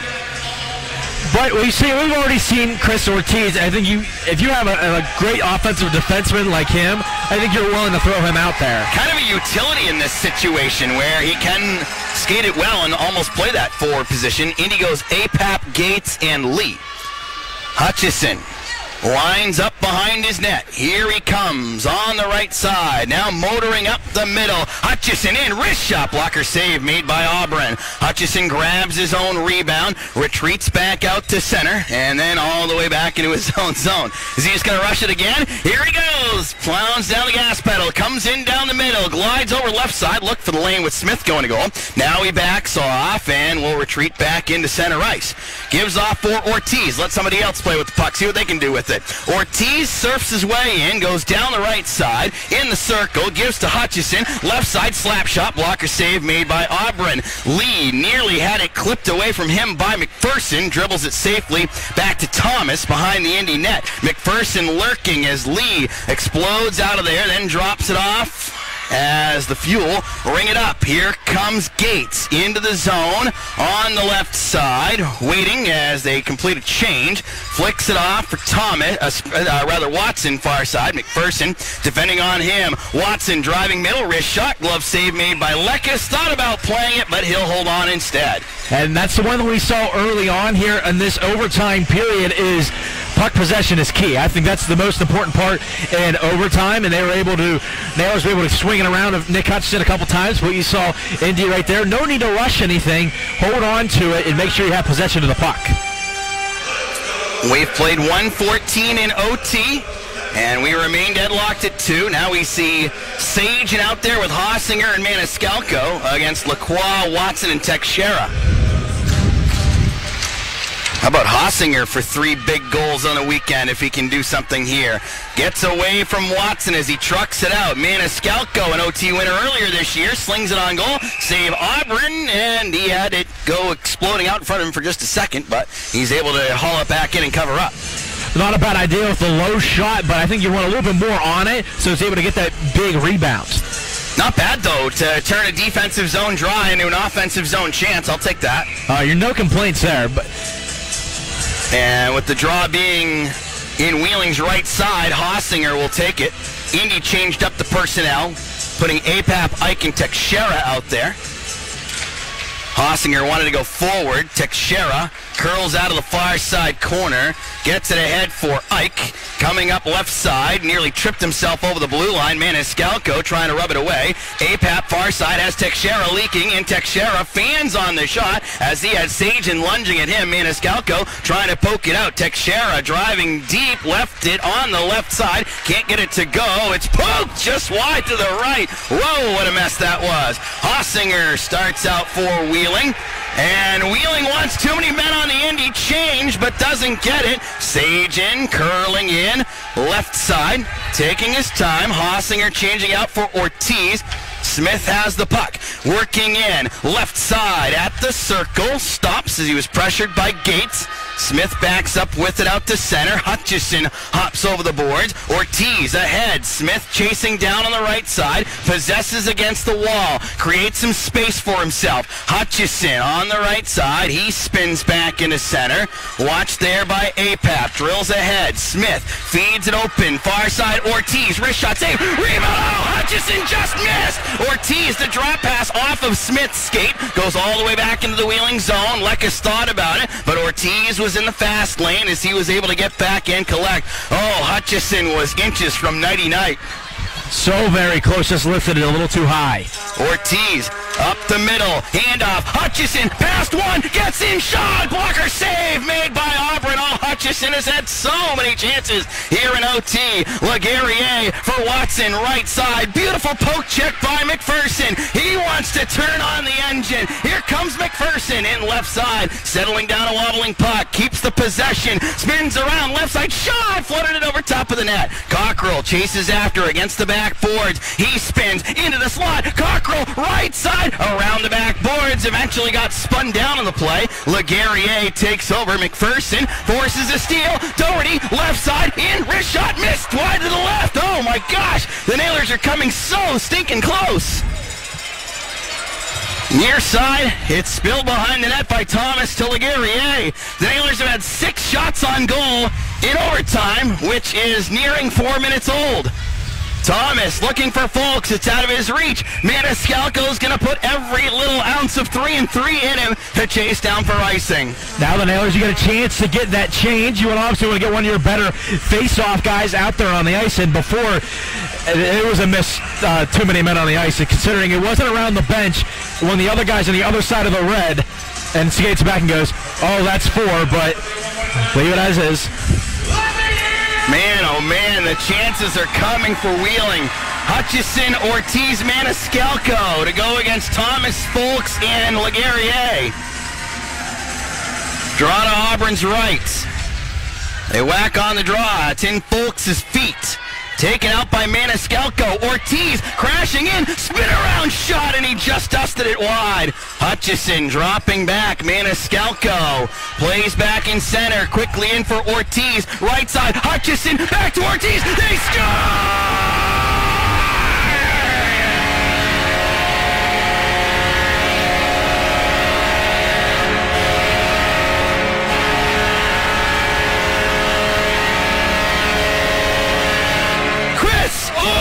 Ortiz with the slam dunk on the right side for the overtime winner, and the Nailers get it done 3-2 and get 5 out of 6 points on the weekend. What a great way to finish off the weekend. A great pass from slick Nick Hutchison. Shocking, he's on the ice for another goal for the Nailers, and Chris Ortiz is able to bomb it into the back of the net. Man, oh man.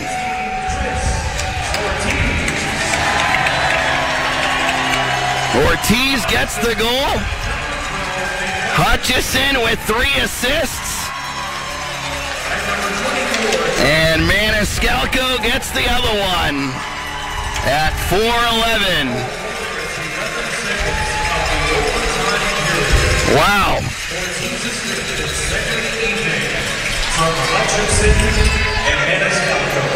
And that's a great way to finish the weekend off.